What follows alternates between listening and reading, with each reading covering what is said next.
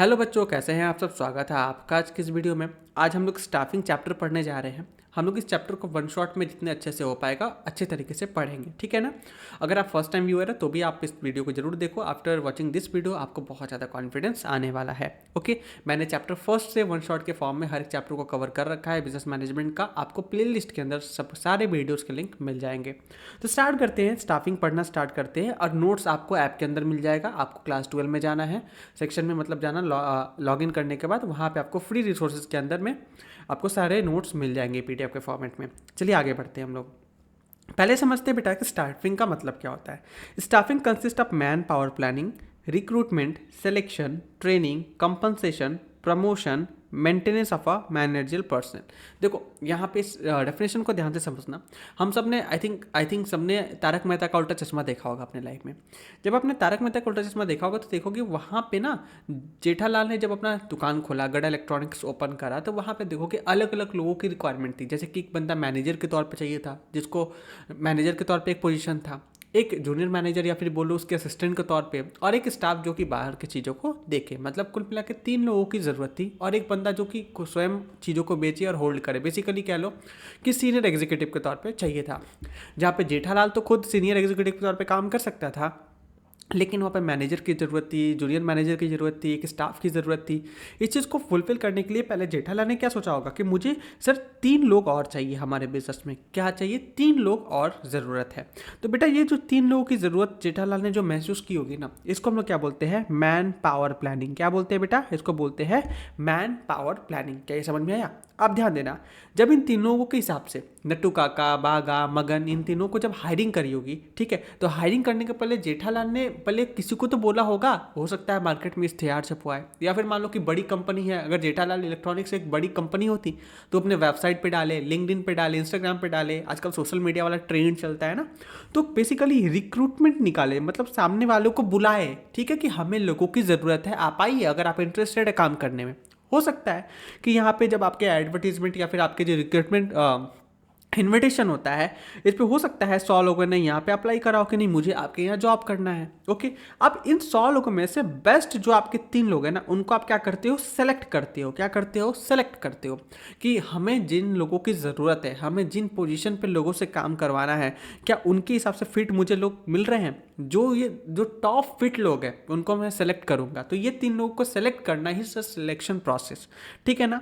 Okay, क्या ये समझ में आया? हम लोगों ने मैन पावर प्लानिंग को समझा, जहाँ पे हम लोगों ने ये डिसाइड किया कि हमें कितने लोगों की ज़रूरत है। प्लस रिक्रूटमेंट, हम लोगों ने बताया कि हाँ हमें इन लोगों की ज़रूरत है, ये जॉब क्वालिफिकेशन के लोगों की ज़रूरत है, अगर जिनको भी जॉब करना आप आए और हमें बताएं, ठीक है ना। प्लस जितने भी आपके पास ऑफर्स आए, लोगों ने जितने ने अपने इंटरेस्ट को जाहिर किया, ठीक है, उनमें से आपने बेस्ट जो लोग हैं उनको सेलेक्ट किया। That is called selection. क्या बोलते हैं इसको? सिलेक्शन बोलते हैं। उसके बाद जब भी कोई आपके बिजनेस में आता है, या फिर आगे चल के तुम भी कभी जॉब करोगे, ठीक है, तो वहाँ पे ट्रेनिंग करवाई जाती है। मेजोरिटी ऑफ द अच्छे जॉब में जाओगे, अब नॉट ओनली गड़ा इलेक्ट्रॉनिक्स, ठीक है ना, लेकिन देखो कि वहाँ पे भी जब नटू काका आए होंगे तो जेठालाल ने बताया होगा कि देखो यहाँ से माल आता है, ऐसे आता है, ये सारी चीज़ें होती हैं, हम लोग बिजनेस में ऐसे मैनेज करते हैं, वो सारी चीज़ें बताई जाती हैं। उस प्रोसेस को क्या बोलते हैं? जहाँ पे चीज़ों को समझाया जाता है बेटा, उसको बोलते हैं ट्रेनिंग। जैसे एग्जाम्पल की बात करते हैं, मान लो कि आप लोको पायलट बनने वाले हो, ठीक है ना, आपका ट्रेन का ड्राइवर बनने वाले हो। अब लोको पायलट बनने के लिए आप क्या करते हो? बेसिकली रेलवे क्या करती है? वैकेंसी निकालती है। पहले तो ये देखती है कि हमें कितने लोको पायलट की ज़रूरत है। हो सकता है ना कि हमें 1000 लोको पायलट की पूरे भारतवर्ष में ज़रूरत हो। अब याद रखना, 1000 लोको पायलट की जब वैकेंसी आएगी तो रेलवे में कम से कम 10 लाख लोग इस पर अप्लाई करते होंगे कि मुझे रेलवे का जॉब चाहिए। अब रेलवे क्या 10 लाख लोगों को रख लेगा? नहीं रख सकता, है ना। तो ये जो वैकेंसी निकाला, नोटिफिकेशन जब जारी किया था, डेट इज रिक्रूटमेंट। क्या बोलते हैं? रिक्रूटमेंट, कि 1000 लोगों की रिक्रूटमेंट आई है। तो ओके, उसके बाद एग्जामिनेशन होता है, जहाँ पे फिजिकल और आप बोल सकते हो एप्टीट्यूड, जैसे रिटन एग्जामिनेशन होता है, फिजिकल एग्जामिनेशन होता है, आपके आईसाइट्स कैसे हैं। तो डेट इज कॉल्ड सिलेक्शन। यहाँ पे जब आप पास कर जाते हो, तो आपकी ट्रेनिंग होती है, जैसे सेना में होता है वैसे यहाँ पे भी होता होगा कि ट्रेन कैसे चलाने हैं, इंजन कैसे होता है, क्या क्या प्रॉब्लम्स आपको देखने को मिलती है, क्या क्या ऐसी टेक्निकल बातें हैं जो एक लोको पायलट को पता होना चाहिए ट्रेन चलाने के पहले, या फिर ट्रेन चलाते कैसे, पूरी चीज़ों को समझना, उसको क्या बोलते हैं हम लोग, ट्रेनिंग बोलते हैं। क्या बोलते हैं, ट्रेनिंग। उसके बाद ट्रेनिंग के बाद सर सैलरी की भी बात हो जाती है, सर कंपनसेशन क्या देंगे, क्योंकि कंपनसेशन भाई कोई भी तुम्हारे यहाँ काम कर रहा है उसको सैलरी तो दोगे ना, तो कंपनसेशन। उसके बाद उसकी प्रमोशन कैसे होगी, जैसे आप ट्रेन कभी भी लोको पायलट में आप जिसकी भी जॉब लगती है ना, इमीडिएटली उनको ना पैसेंजर व्हीकल नहीं दिया जाता, पहले बोलते कि आप क्या करोगे, मालगाड़ी चलाओ, वो भी जूनियर असिस्टेंट लोको पायलट के तौर पर। जहाँ पे आप लोको पायलट होते हैं आप उसके असिस्टेंट के तौर पर सीखते हो कि कैसे काम करना है, कैसे ट्रेन चलती है, ट्रेन चलने के पहले क्या क्या चीज़ें चेक करना होता है, ठीक है ना। तो वो सारी चीज़ें वो क्या करते हैं, सीखते हैं। उसके बाद फिर उनको सेंटिंग का काम दिया जाता है, जहाँ पे वो अकेले क्या करते हैं, ट्रेन जैसे स्टेशन पे आ जाती है, मान लो कि कोई ट्रेन है दिल्ली तक ही जाना है, तो दिल्ली पे जाके वो रुक गई ट्रेन, अब वो तो कहीं आगे जाने नहीं वाली, तो उसको प्लेटफॉर्म से हटा करके जो पार्किंग एरिया होता है, बेसिकली सेंटिंग जिसको बोलते हैं, सेंटिंग यार्ड में उसको क्या किया जाता है, खड़ा किया जाता है, तो इसको बोलते हैं सेंटिंग वाला काम। तो वो क्या करते हैं, ड्राइवर्स करते हैं, जिससे उनकी एक्सपीरियंस और बढ़ती है। फिर आगे चल के धीरे धीरे वो लोकल ट्रेन पैसेंजर जो लोकल रुक रुक के चलती, उन गाड़ियों में असिस्टेंट लोको पायलट के तौर पर काम करते हैं। फिर उसमें फिर हेड लोको पायलट के तौर पे काम करते हैं। जब उनकी 10 साल या उससे ज़्यादा की एक्सपीरियंस हो जाती है, शायद I think I am not रंग 10 साल के आसपास की एक्सपीरियंस की रिक्वायरमेंट होती है, जब वो हो जाता है तब उनको एक प्रॉपर एक्सप्रेस व्हीकल चलाने मिलती है, मतलब एक्सप्रेस जो ट्रेन होती है जो हम लोग बैठते हैं वो चलाने मिलती है। फिर और भी अच्छा वो परफॉर्म करते हैं, उनमें कोई काम में कोई गड़बड़ी नहीं पाई जाती, तब वो जाके आगे चल के सुपर फास्ट, वंदे भारत, राजधानी ऐसे ट्रेन को भी वो चला पाते हैं। तो कहीं ना कहीं देखोगे प्रमोशन की पूरी प्रोसेस होती है, तो आपको पहले ही पता होता है कि भाई साहब ये जॉब में जब मैं जा रहा हूँ being a employ, being applicant, तो आपके क्या प्रमोशन होंगे, तो ये सारी चीज़ें आपको पहले ही बता दिया जाता है। ओके। उसके बाद maintenance of a manager person, फिर कैसे मेंटेनेंस होगी, चीज़ें कैसे चलने वाली, ये सारे मतलब समझ में आया ना कि स्टाफिंग में हर एक चीज़ों की अपनी अपनी अहमियत है। मतलब एक इंसान को कैसे हायरिंग करनी है, कैसे उसकी फायरिंग करनी है, कैसे उसको प्रमोट करना है, कैसे उसकी ट्रांसफ़र करना है, क्या उसकी सैलरी मिलेगी, ये सारी चीज़ें जो होगी आज के हम लोग इस टॉपिक में पढ़ने वाले हैं, ठीक है ना। अब ध्यान देना, स्टाफिंग में क्या होता है, इसमें मेजर मकसद क्या होता है। जैसे हम लोग बोलते हैं ना कि हम लोग ऑर्गेनाइजेशन की गोल को हम लोग अचीव करते हैं। इससे पहले हम लोगों ने क्या पढ़ा कि प्लानिंग में हम लोग क्या करते थे, ऑर्गेनाइजेशन की गोल को अचीव करते थे। वैसे यहाँ पे आपका मोटिव क्या होना चाहिए, राइट पर्सन को राइट जॉब पे लिया जाए। मतलब कि मान लो ना हम लोग क्रिकेट देखते हैं, MS धोनी, ठीक है ना, महेंद्र सिंह धोनी इंडिया के one of the most successful captain लेके होके रह चुके हैं। उन्होंने तीनों फॉर्मेट में मैच जीता है, ठीक है ना। तो कहीं ना कहीं he was a good captain. Personally मेरे को लगता है कि इंडिया के कैप्टन के तौर पे मतलब he is a phenomenal, right. अब ध्यान देना, इस बात को समझना कि अगर मान लो कि जब वो टीम में आए तो उनको एक विकेट कीपर, एक बैट्समैन के तौर पे अगर छोड़ दिया जाता तो वो कहीं ना कहीं वहीं पे रह जाते, तो वो क्या कभी कैप्टन नहीं बनते अगर, तो क्या इंडिया कभी तीनों फॉर्मेट में जीत पाती, शायद जीत पाती, बट इतनी आसानी से, मतलब इतने बेहतर कैप्टन इंडिया को शायद कभी नहीं मिल पाता।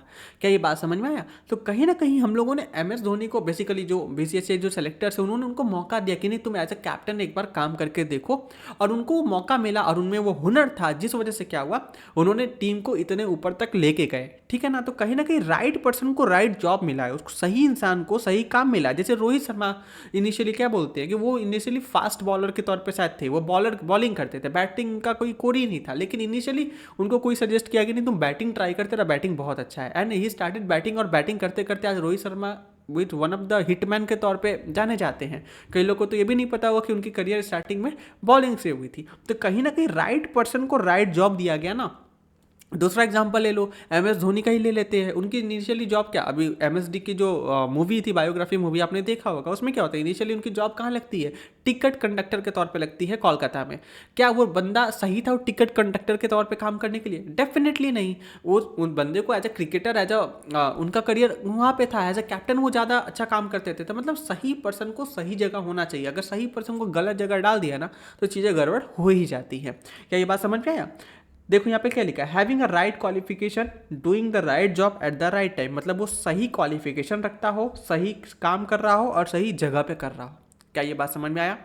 आगे बात करें, देखो अभी डेफिनेशन है, इसको आप पढ़ सकते हो। Staffing has been a managerial function, ये मैनेजरियल फंक्शन है, ठीक है ना। ये ऐसा नहीं है कि सबऑर्डिनेट्स करते हैं, ये मैनेजर्स करते हैं, ठीक है ना। यहाँ पे आप देखते हो कि कितने जॉब्स खाली है हमारे यहाँ, और उनको फिल करना काम होता है। अगर मान लो किसी ऑर्गेनाइजेशन के अंदर बहुत सारे वैकेंसीज है, बहुत सारे जो पोजीशन है जॉब के वो खाली पड़े हुए हैं, लेकिन नए लोग नहीं आ रहे हैं काम करने के लिए, तो कहीं ना कहीं जो इफिशियंसी है, इफेक्टिवनेस है, वो नहीं हो पाएगी। और जब किसी ऑर्गेनाइजेशन में इफेक्टिवनेस और इफिशियंसी नहीं हो पाएगी तो ऑर्गेनाइजेशन कैसे मार्केट में टिक सकता है। कोई कंपनी अगर मान लो इफेक्टिव तरीके से काम नहीं कर रही है तो वो आगे सस्टेन नहीं कर सकती। एग्जाम्पल के लिए लेते हैं हम लोग ना जियो और एयरटेल। एयरटेल जियो देखो कितना इफेक्टिव काम करता है, लेकिन वही बात करें बीएसएनएल इनइफेक्टिव है ना। तो वैसा है। अब देखो इंपॉर्टेंस की बात करते हैं, तो इंपॉर्टेंस में क्या क्या होता है। पहला हम लोग हमारी स्टाफिंग की क्या क्या इंपॉर्टेंस होती है, आराम से समझना। ओके, हल्का सा लैग किया क्या, चलो हाँ समझो। स्टाफिंग की क्या क्या इंपॉर्टेंस होती है। पहला होता है हम लोग को फिल करना role obtaining the competent person, मतलब कि जो हमारे यहाँ जॉब की वैकेंसी खाली है, पोजीशंस खाली है, एक अच्छे कॉम्पिटेंट पर्सन को ढूंढ करके उस जॉब पे पोजीशन पे रखना बहुत ज़रूरी होता है। पहला एम तो ये होता है, ठीक है ना। क्यों सर, क्योंकि जब वो अच्छा इंसान, सही इंसान हमारे सही पोजीशन पे आएगा तभी तो हमारे अच्छे तरीके से काम हो पाएंगे। जैसे गूगल के देखोगे सीईओ के पोजीशन पे सुंदर पिचाई को रखा गया है, क्यों, क्योंकि वो सही कॉम्पिटेंट पर्सन है। इतना आसान नहीं होता कितनी बड़ी कंपनी के आप सीईओ बन जाओ, बिकॉज उनके अंदर वो एबिलिटी है जिससे वो चीज़ों को बेहतर तरीके से कर पाते हैं। स्पेशली आपने देखा होगा 2022 के एंड में चैट जीपीटी जैसा मतलब काफ़ी ज़्यादा चैट जीपीटी हमारे सामने देखने को मिला, 22 या 23 में आई थिंक देखने को मिला, ठीक है। गूगल के लिए बहुत ज़्यादा कंसर्न था क्योंकि गूगल मार्केट लीडर है सर्च में, लोग सर्च ही नहीं कर रहे थे, लोग चैट जीपीटी से पूछ रहे थे। तो गूगल को कहीं ना कहीं उससे बाउंस बैक करना था। देखो गूगल ने कम बैक किया गूगल जेमिनी के तौर पर। अभी देखोगे शायद मिनी बनाना करके, लिटिल की मिनी बनाना करके उनका एक मॉडल भी आया जो कि बहुत अच्छा इमेज जनरेशन वगैरह करता है। तो कहीं ना कहीं आप देखोगे यहाँ पे क्या था कि सही इंसान को सही जगह पर रखा गया, तभी तो ये कंपनी सस्टेन कर रही है। अगर सही इंसान को सही जगह पर नहीं रखोगे तो अच्छी खासी कंपनी डूब भी सकती है। ओके, इस बात को ध्यान रखना। आगे बात करते हैं placing right person at the right job. यहाँ पे सेम चीज बोल रहा है कि सही इंसान को सही जगह पे रखना है। एमएसटी वाला एग्जांपल हम लोगों ने यहाँ पे ऊपर काफी अच्छे से बात किया है। तो वही है, देखो बेसिकली यहाँ पे इंपॉर्टेंस क्या है, डेफिनेशन के पॉइंट्स को ही यहाँ पे लिखा गया है। अगर तुमने डेफिनेशन को बेहतर तरीके से समझ ली तो तुम्हें ये सारी चीजें समझ में आ रहा होगा। तीसरा होता है ग्रोथ ऑफ इंटरप्राइजेस। जब एक कंपनी के अंदर, एक बिजनेस के अंदर एक अच्छे काबिल लोग आ जाते हैं ना, तो वहाँ पे ग्रोथ अपने आप चल के आती है, क्योंकि वो बहुत ज्यादा मेहनत करते हैं, वो सही डायरेक्शन में मेहनत कर रहे होते हैं। और जब सही डायरेक्शन में आप मेहनत करते हो, सही कॉम्पिटेंट लोग आपके साथ होते हैं, तो आप अपने आप ग्रोथ की तरफ बढ़ जाते हो। एग्जाम्पल ले सर, एग्जाम्पल ले लो इसरो। हमारे पास है ना, इंडियन स्पेस रिसर्च ऑर्गेनाइजेशन। देखो कहीं ना कहीं हमारा जो इसरो है उसके अंदर जो साइंटिस्ट है कितने ज़्यादा मतलब क्या बोलते हैं, मेहनती हैं। कहीं ना कहीं वहाँ पे सही तरीके से स्टाफिंग की गई है, तभी तो हम लोग इतना आसानी से पहले बार में ही मंगल जो मार्स है वहाँ तक पहुँच पाए। कहीं ना कहीं ये सुनने में बहुत आसान सा लगता है कि नहीं फर्स्ट टाइम में पहुँच पाए, लेकिन उसके पीछे कितनी ज़्यादा मेहनत लगी होगी, कितनी ज़्यादा प्लानिंग लगी होगी। अब सोचो ये प्लानिंग वगैरह हम लोग पढ़ कॉमर्स में रहे, लेकिन काम देखो इसरो जैसे ऑर्गेनाइजेशन में भी आ रहा है। तो कभी भी ये चीज़ मत समझना कि हम लोग की साइंस अलग है, कॉमर्स अलग है। नहीं, ये पढ़ाई को जातिवाद में मत बांटो, ठीक है। पढ़ाई जब पढ़ाई, आप कोई बंदा फिजिक्स पढ़ रहा है, वो अगर कॉमर्स पढ़ ले तो it's like a mind blowing, कोई उस पर कुछ कंपैरिजन हो ही नहीं सकता। अगर तुम कॉमर्स पढ़ रहे हो उसके साथ अगर तुम साइंस मैथ्स वगैरह पढ़ते हो तो अल्टीमेटली तुम्हारे नॉलेज को इन्हांस करता है। ओके, तो यहाँ पे इसी चीज़ को मैं देखो यहाँ पे क्या लिखा है, by appointing efficient staff, staffing ensure करता है continuous survival and growth of a enterprises. जिससे क्या होता है, हम लोग कंटिन्यूस सर्वाइव तो कर पाए बट उसके साथ साथ ग्रोथ भी कर पाए। Okay, and as organisation grow with the effort of its employees only. क्योंकि एक कोई भी ऑर्गेनाइजेशन हो, अगर वहाँ के इंप्लॉयज कांचोर है, बेकार है, नकारे हैं, तो वो कभी भी ग्रोथ नहीं कर सकता। एग्जाम्पल ले लेते, बहुत सारे हमारे गवर्नमेंट एजेंसीज देख लो, उनकी वही दशा है ना। गवर्नमेंट इंप्लॉयज क्या होता है, बेसिकली चोर होते हैं, कोई अच्छे से काम थोड़ी करते हैं, तो उनकी दशा देख लो कितनी बुरी है ना। वैसा होता है। आगे बात करते हैं optimum utilisation of human resources. हम लोग ह्यूमन रिसोर्स का ऑप्टिमम यूटिलाइजेशन कर रहे हैं। स्टाफिंग में इस चीज़ को ध्यान देना पड़ेगा। हमारे पास बहुत बेहतर लोग हैं लेकिन उनका हम यूज़ नहीं कर पा रहे हैं, ठीक है, उनका यूज ही नहीं कर पा रहे, तो फिर क्या ही मतलब है, फिर ऑर्गेनाइजेशन ग्रोथ नहीं करेगा। यहाँ पे यही चीज को बोला है, ध्यान देना। Through the man power planning job analysis we can find out that number of employee and type of employee required. मतलब भाई हमें कितने लोग की जरूरत है प्लस कितने टाइप की लोगों की जरूरत है। जैसे कि मेरे यहाँ सेल्स में डिपार्टमेंट में मुझे 20 लोग चाहिए लेकिन मेरे पास सिर्फ 2 लोग हैं, तो 18 लोगों की जरूरत है कि नहीं है, तो हमने 18 लोग का ये निकाला। प्लस हमें सेल्स में ज़रूरत है, तो हमें उन लोगों को ढूंढना पड़ेगा जो सेल्स में माहिर हो, जिनको सेल करने आता हो। ऐसे लोगों को जो इंट्रोवर्ट है, जो ज़्यादा बोलते नहीं, वो सेल्स के अंदर काम नहीं कर पाएंगे, क्योंकि यहाँ पे काम है आपको कस्टमर को कन्विंस करना कि आपके प्रोडक्ट या सर्विसेज को परचेस करे। वो तभी होगा जब आप ज़्यादा एक्सट्रोवर्ट होगे, सामने से बात कर पाओगे, आपको बात करने का तरीका पता होगा, ठीक है ना। तो यहाँ पे यही चीज़ बोला गया कि हम लोग को क्या करना होगा, हम लोग को सही लोगों को सही जगह पे डालना पड़ेगा। So there is no chances of over minding and shortage of unutilised personal, जिससे क्या होगा कि हम लोग अनयूटिलाइज्ड पर्सनल नहीं, कि हमारे पास रिसोर्सेज, मतलब हमारे पास रिक्वायरमेंट ज़्यादा लेकिन लोग नहीं है काम करने को, और चाह के भी पीछे हो जा रहे, तो ऐसा प्रॉब्लम नहीं हो। पांचवा आता है हेल्पिंग इन कम्पीटिंग, मतलब ऑब्वियस ही बात है, जब आपके पास सही लोग होंगे, सही तरीके से पूरी ऑर्गेनाइजेशन रन कर रही होगी, तो आप मार्केट में तगड़ा कॉम्पिटिशन भी दोगे, कहीं ना कहीं आपके कॉम्पिटिटर्स भी होंगे ना, ठीक है। जैसे मान लो ना, मार्केट में हमारे पास एप्पल है, फ़ोन की बात करता हूँ, आपके पास सैमसंग है, आपके पास ओप्पो है, वीवो है, बीबी के इलेक्ट्रॉनिक्स बेसिकली, जिसके अंदर ओप्पो, वीवो, रियलमी वगैरह वगैरह आते हैं।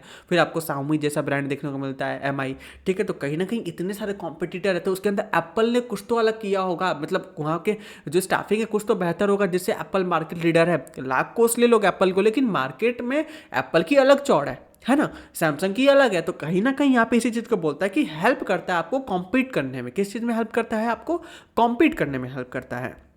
छठा क्या बोलता है? ये इंप्रूव करता है job satisfaction and morale of the employee. ध्यान देना, staffing function does not end only with the appointment of employees. ऐसा नहीं है कि केवल आप एम्प्लॉय को अपॉइंट कर लो एंड दैट्स इट, ऐसा हो गया, नहीं, ऐसा नहीं है। इसमें आप ट्रेनिंग करवाते हो, उनकी प्रमोट करवाते हो, उनको समय समय प्रमोशन देते हो, ठीक है ना, कंपनसेशन देते हो, भाई साहब सैलरी अच्छी देती हो, आपको उनको पर्क देते हो। कई बार एम्प्लॉयर्स अच्छे, जो कंपनियां होती है ना, वहाँ पे एम्प्लॉयज़ को मौका दिया जाता है कि आप अच्छा काम करें तो जाओ 1 महीने घूम के आओ बाहर, मतलब बेसिकली हर वो एक्टिविटी कंपनी करती है जिससे कंपनी के जो एम्प्लॉय है काफ़ी ज़्यादा सेटिस्फाइड रहे। अगर नेट पे जाके सर्च करोगे तो गूगल वगैरह के जो आप जो हेड ऑफिस है कैलिफोर्निया यूएसए में है, तो वहाँ पे जाके चेक करोगे तो वहाँ पे गूगल के जो एम्प्लॉयज़ के लिए इको फ्रेंडली माहौल है। आपको लगता है कि नहीं आपको ऑफिस में काम नहीं करना, तो आप पेड़ के नीचे, पार्क के नीचे खा सकते, काम कर सकते हो, खाते खाते बर्गर वगैरह सब आपके पास व्यवस्था है। मतलब वो पूरा चिलपिल वाला माहौल रहता है। तो कहीं ना कहीं इससे क्या होता है कि आपकी जो एम्प्लॉय जो है आपके यहाँ जो काम कर रहे हैं वो काफ़ी ज़्यादा सेटिस्फाई होते हैं। और ये भी देखोगे कोई बच्चा इंजीनियरिंग या आईटी की तैयारी कर रहा होता है तो उसका होप रहता है कि नहीं मेरा माइक्रोसॉफ्ट गूगल जैसे कंपनी में मेरा सिलेक्शन भी हो जाए, क्योंकि उसका यही सपना है, क्योंकि उसने यही चीज़ों को तो देखा है। आज के समय में गवर्नमेंट जॉब में देखोगे क्यों लोग गवर्नमेंट जॉब के पीछे भाग रहे हैं, क्योंकि उसमें पर्क बहुत अच्छा है, एम्प्लॉय की सैलरी बहुत अच्छी मिलती है, आपको समय पर सैलरी मिलती है, आपको कभी रिटायर होने पर आपको अच्छा खासा पेंशन मिलता है, बहुत सारे अलग पर्क्स मिलते हैं, जैसे रहने का घर भी मिलता है कई जगह, तो आपको प्लस खर्च करने के लिए फ़ोन रिचार्ज अलाउंसेस, बहुत सारे इंटरटेनमेंट अलाउंसेस, ट्रैवलिंग अलाउंसेस, बहुत सारे अलाउंसेस एंड पर्क्सेस आपको दी जाती है, चाहे आप काम करें या ना करें गवर्नमेंट जॉब में, ठीक है ना। तो यहाँ पे क्या करता है, लोग जॉब की सेटिस्फैक्शन बढ़ा देते हैं। हाउएवर गवर्नमेंट जॉब में कुछ ज़्यादा लोग सेटिस्फाइड होते हैं, मतलब काम ना भी करे तो उनको इस बात का रिलैक्सेशन होता है कि भाई मेरे को तो जॉब से कोई निकालने वाला नहीं है, ठीक है। तो इंडिया में इसलिए जॉब का कल्चर, गवर्नमेंट जॉब का क्रेज़ बहुत ज़्यादा है। आगे बात करते हैं की to effectiveness of other function, मतलब no other function of management can be carried out without the efficient staffing function, मतलब कोई भी ऑर्गेनाइजेशन बिना इफिशिएंट स्टाफिंग के आगे बढ़ ही नहीं सकता, क्योंकि all the function are performed by the human being and human beings joint organization by staffing function only। मतलब भाई साहब हमारा ऑर्गेनाइजेशन काम ही नहीं कर सकता। क्यों सर नहीं कर सकता? क्योंकि भाई हमारे ऑर्गेनाइजेशन के अंदर अगर लोग ही नहीं है, जब इंसान ही नहीं है तो ऑर्गेनाइजेशन काम कैसे करेगा? आपको कुछ तो लोग चाहिए, ज़्यादा कम अलग बात है, लेकिन चाहिए तो है, ठीक है, क्लियर है। अब आगे बात करते हैं स्टाफिंग क्या होता है। स्टाफिंग का मतलब क्या होता है यहाँ पे human resource management is a part of management process, obvious ही बात है। यहाँ पे क्या होता है, स्टाफिंग एंड एचआरएम को समझेंगे। एचआरएम बेसिकली होता है ह्यूमन रिसोर्स मैनेजमेंट, बेसिकली इंसान को मैनेज करना। हर एक कंपनी के अंदर ना एचआर डिपार्टमेंट होता है, जिसको हम लोग बोलते हैं ह्यूमन रिसोर्स डिपार्टमेंट। इसका काम क्या होता है, लोगों को अपॉइंट करना, मतलब जॉब पे रखना, जॉब से निकालना, ट्रांसफर करना, उनकी सैलरी देना, उनकी छुट्टी अप्रूव करना, उनकी छुट्टी कैंसिल करना, वो सारे काम इसका होता है, इस डिपार्टमेंट का होता है, ठीक है ना। तो यहाँ पे यही चीज़ बोला गया है, human resource management is a part of management process which develop and manage the human element of enterprises. जैसे उनका नॉलेज क्या है, स्किल्स क्या है, क्रिएटिविटी क्या है, टैलेंट क्या है, पोटेंशियल्स क्या है, जिसे कंट्रीब्यूट कर सके वो ऑर्गेनाइजेशन के ऑब्जेक्टिव पे। मान लो कोई बंदा फाइनेंस डिपार्टमेंट में काम कर रहा है, लेकिन उसके बोलने का तरीका बहुत अच्छा है, वो जल्दी ही लोगों को कन्विंस कर लेता है, ठीक है ना। उसकी बात करने का बोलते हैं ना, काफ़ी ज़्यादा ग्रेप शुगर चीनी वाली, मतलब मीठी बातें करता है, वो जल्दी लोगों को अपनी बातों से कन्विंस कर लेता है। तो ऐसे लोगों को फाइनेंस डिपार्टमेंट से हटा के सेल्स सेल्स डिपार्टमेंट में डालना चाहिए। क्यों? क्योंकि वो सेल्स ज़्यादा जल्दी ला सकता है। फाइनेंस में जितना अच्छा परफॉर्म कर रहा है तो उससे ज़्यादा बेहतर वो सेल्स में कर पाएगा। तो ये एचआर का काम होता है कि बैठ कर देखता रहेगा, अगर ये बंदा लगता है कि नहीं इस डिपार्टमेंट से अच्छा दूसरे डिपार्टमेंट में काम कर सकता है, तुरंत उसके ट्रांसफर करो वहाँ पे, जिससे हम लोग बेटर यूज कर पाए उस बंदे का। ठीक है। Human resource management involve determining the organisation need of a human resources. इसमें क्या होता है, बेसिकली एचआर डिपार्टमेंट ही वो पता लगाने वाला व्यक्ति होता है कि भाई साहब हमें अपने ऑर्गेनाइजेशन में कितने लोगों की ज़रूरत है। ठीक है ना। इसमें रिक्रूटमेंट करने का काम इसका होता है, सेलेक्ट करने का काम होता है कि बेस्ट इंप्लॉय हम लोग सेलेक्ट करके लाए अपने ऑर्गेनाइजेशन के लिए। ठीक है। ट्रेनिंग करना, उनकी डेवलपमेंट करवाना, कंपनसेट करना, रिवॉर्ड करना, ये सारे एक्टिविटीज़ जो होते हैं ये तुम्हारे it include the activity related to the licence with the government, trade union, मतलब सारा काम जो होता है स्टाफ से रिलेटेड, ह्यूमन से रिलेटेड, वो एचआरएम ही करता है। ह्यूमन रिसोर्स जो मैनेजमेंट के अंदर में आता है, बेसिकली ह्यूमन रिसोर्स डिपार्टमेंट होती है, वो चीज़ों को हैंडल कर रही होती है। Generally when this function are carried out small scale level, the small scale organisation by every manager, we call it staffing function by the line manager, but when this function are perform at the large scale in the big organisation, there is a need to create a separate department called a human resource department. मतलब देखो ये तो छोटे level पे भी होता है। एक छोटा किराने का दुकान है, वहाँ पे भी जो अंकल है जिनके अंदर दो छोटू काम कर रहे हैं, वो भी ह्यूमन रिसोर्स मैनेजमेंट कर रहे हैं, उन दोनों की छुट्टी करना, उनकी सैलरी देना, वो सारे। लेकिन ये छोटे लेवल पे। लेकिन जब ये बड़े लेवल पे होता है तो एक प्रॉपर डिपार्टमेंट बनाई जाती है, जिसको हम लोग क्या बोलते हैं, ह्यूमन रिसोर्स डिपार्टमेंट बोलते हैं। क्या बोलते हैं? Human resource department. क्या ये बात समझ में आया? अब देखो स्टाफिंग क्या है बेटा, ये एक पार्ट है ह्यूमन रिसोर्स डिपार्टमेंट का। अगर मैं बोलूँ, हम लोग सिलोगिज्म पढ़ते थे, मान लो ये पूरा डब्बा है। ठीक है, ये पूरा डब्बा है। अगर इस पूरे डिब्बा को हम लोग क्या बोलते हैं, ह्यूमन रिसोर्स डिपार्टमेंट मैनेजमेंट बोलते हैं ना, ये पूरी ह्यूमन रिसोर्स मैनेजमेंट है। तो इसके अंदर एक छोटा सा एरिया जो है ना, वो स्टाफिंग है। क्या है? एक छोटा सा एरिया स्टाफिंग, मतलब इसके अंदर और भी चीज़ें आती हैं। क्या है? इसके अंदर और भी चीज़ें आती हैं। ठीक है ना। The present day human resource management concept include the following activities. इसमें कौन कौन से एक्टिविटीज आते हैं, इस चीज़ को हम लोग चलो देखते हैं। पहला होता है हम लोग ह्यूमन रिसोर्स प्लानिंग का मतलब होता है, पहला होता है हम लोग का ह्यूमन रिसोर्स प्लानिंग। क्या होता है? और इससे पढ़ाता हूँ तुम्हें, फ्लो चार्ट से ज़्यादा मजा आएगा। ये पहला होता है हम लोग का ह्यूमन रिसोर्स प्लानिंग, मतलब अभी ऊपर बताया ना कि कितने लोग चाहिए, कैसे वगैरह वगैरह। फिर इंप्लॉइंग पीपल, लोगों को नौकरी पे रखना, फिर उनको करियर ग्रोथ देना। ठीक है। करियर ग्रोथ का मतलब देखो, ट्रेनिंग करवाना, डेवलप करवाना इंप्लॉयज़ को। ठीक है ना, उनकी डेवलपमेंट पे काम करवाना। उसके बाद परफॉर्मेंस अप्रेजल, मतलब बंदा अच्छा काम करता है तो उसको अप्रेजल देना। ठीक है, जैसे कि feedback, including feedback, employee of the month वगैरह वगैरह, ये सब चलाते हैं। उसके बाद मोटिवेट करना इंप्लॉयज़ को काम करने के लिए, अगर अच्छा काम करता है तो। ठीक है ना। मोटिवेशन ऑफर करता है फाइनेंशियल, नॉन फाइनेंशियल इंसेंटिव, मतलब कि अगर आप टारगेट पूरा करते हो तो आपको इतना बोनस मिलेगा है, या फिर आप अच्छा काम करते हो तो आपका इंप्लॉय बोलते हैं काम करो कुछ दिन के लिए शिमला घूम के आ जाओ। ठीक है। तो ऐसा ऐसा चीज़ें होता है। तो ये मोटिवेट करता है इंप्लॉय को, नहीं यार हम लोग अच्छा काम किए। जैसे हम लोग छोटे थे ना तो अच्छा होमवर्क करते थे तो टीचर ना हम लोग को ऐसे वेरी गुड करके देते थे, ओके वेरी गुड, या फिर गुड या एक्सीलेंट, या फिर ऐसे स्टार मैम वगैरह होती थी, स्टार बना के देती थी। तो मतलब क्या, वो बेसिकली मोटिवेशन था। ओके, बिल्कुल वैसा है जैसे तुम लोग इस वीडियो को लाइक, चैनल को सब्सक्राइब करके कमेंट करके मुझे मोटिवेट कर सकते हो। This is not a monetary form. ठीक है, पैसे के फॉर्म में नहीं, बट ये मोटिवेशन है। लेकिन कई बार आप उसको टारगेट्स वगैरह कर सकते, टारगेट वगैरह देते हो, जैसे कि आजकल देखोगे यूट्यूब पे सुपर चैट्स वगैरह भी लोग परचेज करते हैं, तो वैसा वाला बात है। कंपनसेशन की बात करते हैं तो कंपनसेशन बेसिकली क्या होता है, रेमुनरेशन। रेमुनरेशन मतलब सैलरी हो गया। ओके, इंप्लॉयज को कितना दिया जाएगा उनके क्वालिफिकेशन के हिसाब से या फिर अदर फैक्टर के हिसाब से। ठीक है, कहाँ पे जॉब कर रहे हैं वगैरह वगैरह। फिर प्रोवाइड करना सोशल सिक्योरिटी। सोशल सिक्योरिटी का मतलब क्या होता है, वेलफेयर ऑफ द पर्सन, मतलब यहाँ पे इनको अच्छे तरीके से सोशल सिक्योरिटी का सिंपल सी मतलब होता है कि ध्यान देना, हाँ जी सॉरी, देखो यहाँ पे सोशल सिक्योरिटी का मतलब क्या होता है, जैसे कि आपको इंश्योरेंस प्रोवाइड करना, हमारे यहाँ एम्प्लॉय काम कर रहा है उसको इंश्योरेंस देना। ठीक है, कल के मान लो रिटायर होता है तो उसको कंपनसेशन देना, मतलब कि पेंशन वगैरह देना। तो ये सारे क्या होते हैं, सोशल सिक्योरिटी के अंदर में आते हैं। उसके बाद होता है रिव्यू एंड ऑडिट, मतलब भाई ऐसा तो नहीं है कि आप बस जॉब कर रहे हो जाएगा, नहीं, आप पे ध्यान रखने का भी काम एचआरएम का ही होता है। ठीक है, आगे बात करते हैं staffing process. Sir staffing process क्या होता है, पहला याद आओ, पहला यहाँ पे काम होता है एस्टिमेट करना कि कितने लोगों की ज़रूरत है। ठीक है ना। ओके, पहले मुझे क्या पता करना होगा, सर कितने लोगों की ज़रूरत है, ध्यान देना। ओके। जैसे अभी रेलवे का बताया ना, रेलवे में जैसे 1000 लोगों की ज़रूरत है, मान लो कि रेलवे को लगता है, तो that is estimating the man power requirement. उसके बाद for estimating the man power requirement company take a following 3 step. अब इसको पता करने के लिए हम लोग क्या करते हैं सर, कंपनी क्या करती है? तो पहला क्या करती है, वर्कलोड एनालिसिस करती है, मतलब कि finding the number and type of the employee required by the various jobs organisation structure में, कि भाई साहब किस किस प्रकार के technical, non technical, clerical, junior level, senior level, executive level, manager level, सारी चीज़ें चेक की जाती है कि किस किस लेवल पे कितने कितने लोगों की ज़रूरत है।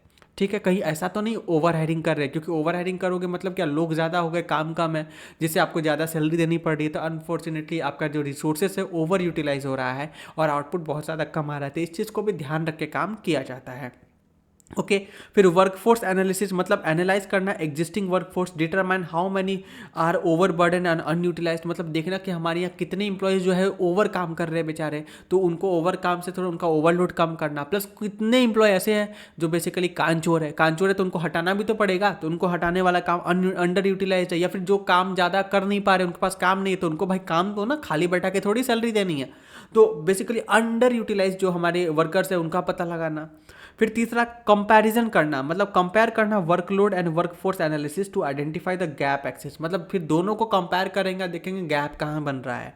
If a workload exceed the workforce, अगर मान लो कि वर्कलोड, मान लो कि काम हमें 100 लोगों की है लेकिन हमारे पास सिर्फ 80 लोग ही हैं, और पता चल रहा है 80 लोगों पे 20 लोगों का एक्स्ट्रा बर्डन पड़ रहा है, मतलब ये लोग ज़्यादा काम कर रहे हैं, ठीक है ना, तो यहाँ पे मोर इंप्लॉय की ज़रूरत पड़ रही है।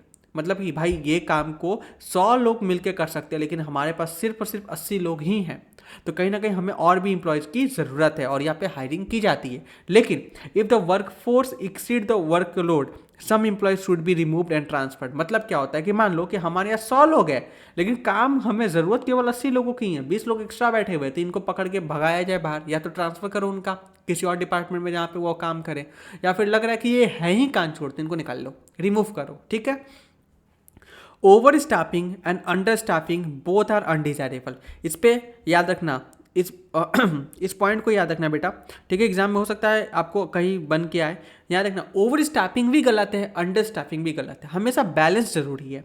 Manager find the right balance bye equating the work analysis and workforce analysis, कि कितना काम है वर्सेस कितने लोग हैं।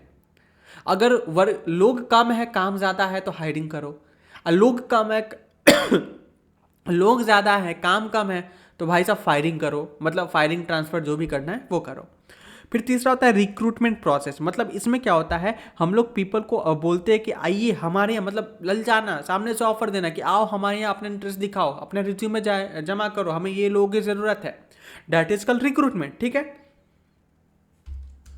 ओके अब ध्यान देना। फिर तीसरा होता है सिलेक्शन। सिलेक्शन का मतलब क्या होता है, मोस्ट सुटेबल कैंडिडेट को उठा के रखना। भाई साहब क्या बोलते हैं, मोस्ट सुटेबल कैंडिडेट को रखना। Okay, in the selection number of a selected candidate is less than the number of rejected candidate, मतलब जाहिर सी बात है यार, मानो ना रेलवे का एग्जाम्पल अभी लिया ना, 1000 लोगों की हमारी वैकेंसी थी और 1 लाख लोगों ने अप्लाई किया है, तो जाहिर सी बात है हमें 99,000 जो लोग हैं उनको कैंसिल करना पड़ेगा ना, तो मुझे बेस्ट 1000 लोगों को सेलेक्ट करना पड़ेगा। तो यहाँ पे बोला है कि जाहिर सी बात है जितने लोगों को तुम सेलेक्ट करोगे, मतलब मैंने यहाँ पे क्या किया, 1000 लोगों को सेलेक्ट किया तो उससे बहुत ज़्यादा लगभग 99,000 लोगों को मैंने रिजेक्ट किया ना, तो यहाँ पे यही बोला है कि नंबर ऑफ रिजेक्टेड कैंडिडेट, यहाँ पे क्या लिखा है, इन the selection number of selected candidate is less than the number of the rejected candidate, मतलब मैंने 1000 लोगों को सेलेक्ट किया तो यहाँ पे 99,000 लोगों को रिजेक्ट किया है। क्या किया है, रिजेक्ट किया है। क्या किया है, रिजेक्ट किया है। That's why selection is called negative process also, इसी वजह से सिलेक्शन को नेगेटिव प्रोसेस भी कहा जाता है। और इसका मेन ऑब्जेक्टिव क्या होता है, बेस्ट अमॉन्ग द अवेलेबल, जितने लोग हमारे पास अप्लाई किए उनसे बेस्ट को चुन के निकालो। Second, to make selected candidate realise how seriously things are done in the organisation, plus उनको भी ये भी पता चले कि भाई कितना सीरियसली काम हो रहा है, जिससे उनके अंदर भी लगे कि नहीं हाँ यहाँ पे काम करना इस लाइक अपने आप में बहुत बड़ी बात है। जैसे कि एग्जाम्पल ले लेते हैं ना, यूपीएससी क्या है, सिविल सर्वेंट एग्जामिनेशन होता है, ये कितनी टफ होती है, लगभग 12 लाख लोग एग्जाम में बैठते हैं और अब नौकरी कितनों को मिलती है, 850, 900 या 1000 के अप्रोक्सीमेटली, उससे ज़्यादा नहीं होती। और इसके अंदर भी सिर्फ शायद टॉप 100 को आईएएस मिल पाता है, उसके अलावा फिर आईएफएस, फिर आईपीएस, अलग अलग पोजीशंस मिलते हैं। क्या ये बात समझ में आया, तो इतना टफ होता है। तो इस चीज़ को यहाँ पे बताना चाह रहा था मैं। चलो आगे बढ़ते हैं। प्लेसमेंट एंड ओरिएंटेशन, उनकी प्लेसमेंट होती है, ओरिएंटेशन होता है, ठीक है, कि भाई कैसे काम क्या करना वगैरह वगैरह। फिर उनकी ट्रेनिंग होती है, जैसे सेना में देखोगे ट्रेनिंग होती है, लोको पायलट का भी ऊपर एग्जाम्पल लिया है, वो चीज़ होता है, ठीक है। उसके बाद अच्छा काम करते हो तो आपको परफॉर्मेंस अप्रेजल मिलता है, ये भी बता दिया आपको। प्रमोशन एंड करियर प्लानिंग आपको मिलता है। Promotion career planning begins with a higher job position, आपको प्रमोशन मिलता है। अभी बताया था ना, एक्सप्रेस ट्रेन, शताब्दी, राजधानी चलाने वाला, वो वाली बातें। फिर कंपनसेशन, इसका मतलब आपको प्राइस ऑफ द जॉब, इसका मतलब क्या होता है प्राइस ऑफ द जॉब, मतलब कितना आपको सैलरी मिलेगा। जितनी ज़्यादा प्रमोट होगी उतनी ज़्यादा सैलरी भी तो होती है, उतनी ज़्यादा बेनिफिट तो होते हैं, वही चीज़ को यहाँ पे बताया गया है, ठीक है। आगे बात करते हैं। Direct financial payment are two types. अब देखो डायरेक्ट फाइनेंशियल पेमेंट जो होते हैं दो टाइप के होते हैं, एक होते हैं टाइम बेस्ड, दूसरा होता है परफॉर्मेंस बेस्ड, ठीक है ना। टाइम बेस्ड क्या होता है, it means salary wages are paid daily, weekly, monthly, that is time based. Monthly salary मिलेगा, साल का एक बार में मिल जाएगा, या फिर हर हफ्ते मिलेगा, या डेली मिलेगा, दिहाड़ी जिसको बोलते हैं, ठीक है। फिर दूसरा होता है परफॉर्मेंस बेस्ड, मतलब कि अगर अच्छा काम करोगे तब उसके हिसाब से मिलेगा। मतलब कि under this matter the payment is made to the employ on the basis of number of pieces और unit produce by the employ. मतलब बोलते एक टारगेट दिया जाएगा, वो टारगेट को अचीव करते हो तो तुमको अलग से मिलेगा। फॉर एग्जाम्पल समझो, एक बंदा है, इसका नाम है रामू, समझना, इसकी हर ये क्या करता है जॉब के तौर पे, मतलब ये एम्प्लॉय के तौर पे आ जाता है, ये प्रोडक्शन डिपार्टमेंट में जिसका काम है चीज़ों को प्रोड्यूस करना। अब इसको कंपनी बोलती है कि हम लोग हर महीने आपको 30,000 रुपये सैलरी देंगे। तो 30,000 रुपये हर मंथ देंगे, तो ये क्या हो जाएगा आपका टाइम बेस्ड हो जाएगा। क्या हो जाएगा बेटा, इसको टाइम बेस्ड कहते हैं। क्या बोलते हैं, टाइम बेस्ड, ये दिख रहा है ना, इसको टाइम बेस्ड कहते हैं। लेकिन यहाँ पे कंपनी एक चीज़ वो बोलती है कि हर महीने देखो 800 यूनिट प्रोड्यूस होता है, ठीक है। लेकिन अगर तुम 1000 यूनिट अगर प्रोड्यूस कर दोगे तो एक काम करो, इस पर तुम्हें 5000 एक्स्ट्रा मिल जाएगा। मतलब कि 30,000 प्लस 5,000 एक्स्ट्रा मिलेगा, डैट इज 35,000 मिलेगा। तो यहाँ पे याद रखना, ये था टाइम बेस्ड और ये था परफॉर्मेंस बेस्ड। मतलब कि ये काम आप 1000 यूनिट प्रोड्यूस करोगे, परफॉर्म करोगे तो ही मिलेगा, वरना भूल जाओ। जैसे अरे चलो एग्जाम्पल लेते हैं, मम्मी पापा हमारे, ठीक है, मेरे साथ तो हुआ है, आपके साथ भी हुआ होगा। जब छोटा था ना तो पापा को बोला पापा साइकिल दिला दो, तो पापा ने बोला बेटा एक काम कर, तेरे एग्जाम में कितने मार्क्स आए थे, तो उस समय वही मेरा 82-85% आता था, ठीक है। तो 82-85% जो भी था व्हाट्सएवर मैंने बताया, ठीक है, 82% मान लेते हैं। तो पापा ने बोला कि एक काम कर, ये तू अगर 95% ले आएगा ना तो को साइकिल मिल जाएगी, क्योंकि एग्ज़ाम एक महीने में आने वाला, फरवरी का महीना था मुझे याद है, और मार्च में अपना एग्ज़ाम होता है। अब देखो यहाँ पे समझना, मैं 82% पे था, ओके। अब 95% ने मेरे पापा ने मेरे को टारगेट दिया, ओके। यानी कि 82% पे मुझे घर का खाना मिलता था, ठीक है, बाहर घूमने मिलता था, सब कुछ मिलता था। लेकिन पापा ने बोला कि अगर भाई तू 95% लाएगा तब तेरे को साइकिल मिलेगी। मतलब ये एक्स्ट्रा मिल गया, ये परफॉर्मेंस बेस्ड हो गया। क्या हो गया, परफॉर्मेंस बेस्ड टास्क हो गया, कि भाई ये करोगे तो ही मिलेगा, वरना भूल जाओ, ओके। क्या ये बात समझ में आया कि नहीं आया? हाँ, लेकिन कुछ अजीब से लोग होते लाइक मी। मैंने बोला कि पापा, क्योंकि मेरे को पता था, मेरे को मेरी औकात पता है कि भाई हो सकता है मैं ज़्यादा मेहनत करके 90 लाऊं, क्या पता 95% ना ला पाऊँ। मेरे को ज़्यादा कॉन्फिडेंस इस पे था कि मैं 95% नहीं ला पाऊँगा, ठीक है। अब यहाँ पे ध्यान देना। Then I asked to my dad कि पापा आपका कितना मार्क्स आता था? तो पापा बोले ठीक है, हम लोग पढ़ लेते थे। तो बोले साइकिल फिर कैसे मिलते? पापा बोले हम लोग के समय में साइकिल वगैरह इतना छोटा पे पापा कोई दिलाता नहीं था, ठीक है। पहले ज़माने में cycle was a luxury kind of, ठीक है। तो I asked to my dad, मैंने पापा को बोला कि काम करते पापा, आप मेरे को दिला दो, मैं मेहनत करूँगा, जितनी ज़्यादा मार्क्स आ पाएगी उतना बेहतर होगा, आई ट्राई माई बेस्ट। पापा बोलते ना ऐसे तो नहीं होगा। तो हम बोले एक काम करते हैं, मेरे को नहीं पता कि मैं 95% ला पाऊँगा कि नहीं, लेकिन मेरे को पता है कि मैं 82%, 85% तो ला दूंगा, इतना तो मैं पढ़ लेता हूँ। पापा बोले तो मेरा कहना है कि पापा साइकिल दिला दो, वरना मैं एग्ज़ाम में जाऊँगा, पेपर को अगर मैं 82% ला सकता हूँ, मुझे कॉन्फिडेंस है, लेकिन मैं 95% लाऊंगा, इसका कॉन्फिडेंस नहीं है, लेकिन मेरे को इसका कॉन्फिडेंस ज़रूर है कि मैं एग्ज़ाम में फेल हो सकता हूँ। मतलब अगर मैं पेपर खाली छोड़ दूँ तो काम हो जाएगा। मतलब या तो साइकिल दिलाऊँ या मैं पेपर छोड़ रहा हूँ। मतलब समझ रहे हो ना कि एक पल में वक्त बदल दिए, जज्बात बदल दिए, वैसा वाला खेल था। यानी जो 95% पे बात रुकी हुई थी वो तुम्हारा फेल होने पे आ गया कि मेरे को 95% इज एक्सटर्नल फैक्टर, लेकिन ये मेरा इंटरनल है, इसको मैं कंट्रोल कर सकता हूँ, कंट्रोलेबल फैक्टर है। हम लोगों ने पढ़ा है ना मैनेजमेंट में, एक होता है कंट्रोलेबल फैक्टर, दूसरा होता है नॉन कंट्रोलेबल फैक्टर। ओके, तो ये कंट्रोलेबल फैक्टर था। ओके कि भाई ये फेल तो हो सकता है, अपन खाली पेपर दे देंगे फेल हो जाएगा, सिंपल सिंपल सी बात है, कोई टेंशन की बात नहीं है। देन ऑब्वियस सी बात है, साइकिल मेरे को मिल गई और मेहनत किया, ऐसा नहीं है फेल हो गया। 85 जितना आता था उतना ही आया, 1-2% एक्स्ट्रा आया, ठीक है। तो ये चीज़ है, तो इसको बोलते हैं परफॉर्मेंस बेस्ड टास्क। क्या ये बात समझ में आया? ठीक है, देखो play some pay plan use time based payment in combination of some incentive such as bonus, commission, ये सारे मिलते हैं। वहीं organisation must consider various factor before fixing the compensation, labour law, minimum wages payment, union की policy क्या है, competitor की policy क्या है, मतलब आपका कॉम्पिटिटर कितना सेम पोजीशन पे कितना सैलरी देता है, तो आप उतना ही देना चाहोगे, कोशिश नहीं करोगे उससे ज़्यादा दे या उससे कम देने, तो आप उससे कम दोगे तो आपका एम्प्लॉय भाग जाएगा। हाँ, उससे ज़्यादा दे सकते हो, कम तो नहीं देना चाहोगे। प्लस लेबर लॉ क्या है, ये सारी चीज़ें देखी जाती है, मतलब काफ़ी सोचा समझा ये स्ट्रैटेजी होता है। और कॉर्पोरेट में ये भी होता है ना कि आप कितना नेगोशिएट कर पाते हो, आप खुद की वैल्यू कितनी प्रूव कर पाते हो कंपनी के सामने, ये बहुत ज़्यादा मैटर करता है। अगर आप अपनी खुद की वैल्यू नहीं प्रूव कर पाओगे तो फिर चांसेस कम है कि आपको बहुत ज़्यादा सैलरी मिलने वाली है। हो सकता है कि आप और आपका एक कलीग सेम जॉब प्रोफाइल पे काम कर रहे हो, लेकिन उसकी सैलरी आपसे ज़्यादा हो और आपकी कम हो, ठीक है। तो इट्स डिपेंड अपॉन यू कि आप तुम कैसे उसको बार्गेन कर पाते हो। जस्ट लाइक मम्मी जैसे सब्जी मंडी में जाती है, तो आप हो सकता है टमाटर 60 रुपये में आप जाके खरीद के लाओ, लेकिन आपकी मम्मी वही 40 में खरीद के लाती है। हो सकता है कोई आदमी जाए वो 50 का खरीद ले, तो एक ही सब्जी वाला 3 लोगों को 3 रेट पे सब्जी बेच दिया। तो यही वाला गेम होता है, मतलब काम होता है, ठीक है, कि आप कितना अच्छा बार्गेनर हो, ये डिपेंड करता है। आ गया था कंपोनेंट एलिमेंट या क्या होता है स्टाफिंग का, समझते हैं। पहला होता है रिक्रूटमेंट, बता दिया आपको, सिलेक्शन समझा दिया है, ट्रेनिंग बता दिया है, और इन तीनों का ही इक्वल टू स्टाफिंग होता है। ये क्वेश्चन याद रखना। अब रिक्रूटमेंट क्या होता है? रिक्रूटमेंट आपको बता चुका ना, अट्रैक्ट करना मोर एंड मोर कैंडिडेट जो आपकी जॉब के लिए अप्लाई करे, ठीक है ना। जनरल वर्ड में देखा है, recruitment means search for a candidate who can perform the vacant roles inducing them to apply, मतलब ललचाना, उनको ऑफर करना कि हमारी सैलरी अच्छी है, हम लोग अच्छा ऑफर करते हैं अपने इंप्लॉयज़ को, जिससे वो इंड्यूस हो जाए और आपके पास अप्लाई करे जॉब के लिए। Forward filling the vacancy roles, the recruitment function is very important because the in-depth result recruitment function is very receiving large number of applicant। और यहाँ पे आपका मकसद होता है कि ज़्यादा से ज़्यादा लोग आपके पास अप्लाई करें, क्योंकि ज़्यादा से ज़्यादा अप्लाई करेंगे तो आपके पास ऑप्शंस बहुत है ना, फिर आप उनसे best of the best select करके निकाल सकते हो। क्लियर है? सोर्सेज क्या होते हैं? 2 टाइप के सोर्सेज होते हैं बेटा, एक होता है इंटरनल, दूसरा होता है एक्सटर्नल रिक्रूटमेंट।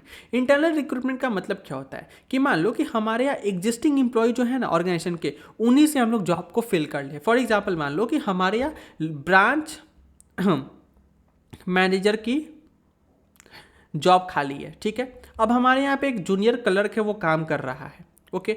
अब मुझे पता है कि ये क्लर्क हमारे यहाँ पहले से 5 साल से बेचारे मेहनत कर रहा है, तो एक काम करते हैं ना, इसकी परफॉर्मेंस भी अच्छी है, सब कुछ सही है, तो एक काम करते हैं इसी को प्रमोट करके ब्रांच मैनेजर बना देते हैं, क्योंकि कंपनी का अंदर का बंदा है, इसको सब कुछ पता है, नया फिर से इसकी ट्रेनिंग करवाने की जरूरत नहीं पड़ेगी, मेहनत नहीं करना पड़ेगा, क्योंकि बाहर रिक्रूटमेंट करते तो काफ़ी खर्चीला प्रोसेस भी होता है ना। तो इंटरनली हम लोगों ने वैकेंसी को फिल कर लिया। तो यहाँ पे क्या हुआ कि ब्रांच मैनेजर हमें चाहिए था और इसको प्रमोशन चाहिए था, इसको प्रमोशन मिल गया, हमें ब्रांच मैनेजर मिल गया, है ना। तो ये चीज़ हो गया। यहाँ पे ये चीज़ बोला है, एग्जिस्टिंग इंप्लॉय से ही ऑर्गेनाइजेशन की जो रोल है वो हम लोग फिल कर ले रहे हैं। The vacant job position are filled by the using existing employees only and no outsider are permitted in the internal resource. Internal sources, क्या ये बात समझ में आया? अब internal sources requirement is very popular common because its advantages. ये important है क्यों सर? ये इंपॉर्टेंट क्यों है? बिकॉज ये इकोनॉमिकल है, पैसा कम खर्च होता है। मार्केट में आप इश्तिहार निकलवाओगे, लोगों की सिलेक्शन करोगे, इस समय बहुत पैसे खर्च कर होते हैं। एक अलग टीम रखनी पड़ती है जो उनकी क्या कहते हैं इंटरव्यू वगैरह ले, तो ये सब चीज़ें काफ़ी ज़्यादा टेक्निकल होता है और पैसा भी लगता है। फिर ये मोटिवेट करता है एग्जिस्टिंग एम्प्लॉय को, बोला ना उनको प्रमोशन मिल गया कल को, तो ये मोटिवेशन है कि नहीं? अब सोचो ना, एक बंदा 20 साल 15 साल से तुम्हारे जॉब कर रहा है तुम्हारे यहाँ, और कोई नए बंदे को तुम एज ए सीनियर पोजीशन पर ले रहे हो, उससे बुरा लगेगा कि नहीं लगेगा कि यार मैंने अपनी ज़िंदगी का इतना महत्वपूर्ण टाइम इस कंपनी में दिया, इस ऑर्गेनाइजेशन में दिया, और आज जब मेरे को रिवार्ड करने का टाइम आया तो कि ये किसी और को रिवॉर्ड कर रहे हैं और मुझे उसी पोजीशन पर छोड़ दिया, ये गलत है कि नहीं है? वो वाला हो जाएगा। फिर less amount spend on training, भाई ट्रेनिंग पे बहुत कम अमाउंट स्पेंड होता है या फिर नहीं होता, क्योंकि बंदा तो पहले ही इसे जानता है ना घर का रूल क्या है, तो यही वाली बात है। The employ are already familiar with the rules regulation organisation, so less chances of turnover, ठीक है, चीज़ें गड़बड़ होने के चांसेस बहुत कम हो जाती हैं। ये इंप्रूव करता है परफॉर्मेंस ऑफ एम्प्लॉय, जिससे एम्प्लॉय जो दूसरे हैं क्लर्क है उनको भी मोटिवेट करेगा, नहीं यार हम लोग भी अच्छे से काम करते हैं, जिससे हमें भी क्या मिलेगा, प्रमोशन मिले, ठीक है। फिर through the transfer of employee, मान लो कि हम लोग कई बार क्या करते हैं, ट्रांसफर भी कर लेते हैं। Get training also in the form of job rotation, through transfer surplus employee can be shifted to the other department. इस चीज़ को समझाता हूँ, ध्यान से समझना। मान लो ये हमारे दो ब्रांच है, ठीक है, ब्रांच ए, ब्रांच बी, ठीक है। अच्छा रहेगा इसको ए और बी कर ले, उल्टा लग रहा है।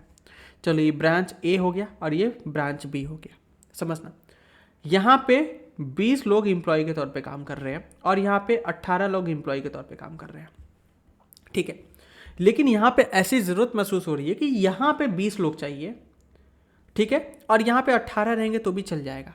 अब ध्यान देना, या तो कंपनी एक काम करे, यहाँ पे 2 लोगों को एक्स्ट्रा रिक्रूट करे, ठीक है, या फिर यहाँ से 2 लोग को उठा के इसमें डाल दे, ट्रांसफ़र कर दे, ठीक है। कभी आपके पापा ने गवर्नमेंट जॉब वगैरह करोगे तो वहाँ पे क्या होता है, ट्रांसफ़र होता है, या फिर प्राइवेट में भी होता है, ट्रांसफ़र होता है एक डिपार्टमेंट से दूसरे डिपार्टमेंट में, या दूसरे एक ब्रांच से दूसरे ब्रांच में, जैसे बैंक वगैरह में ज़्यादा होता है ये।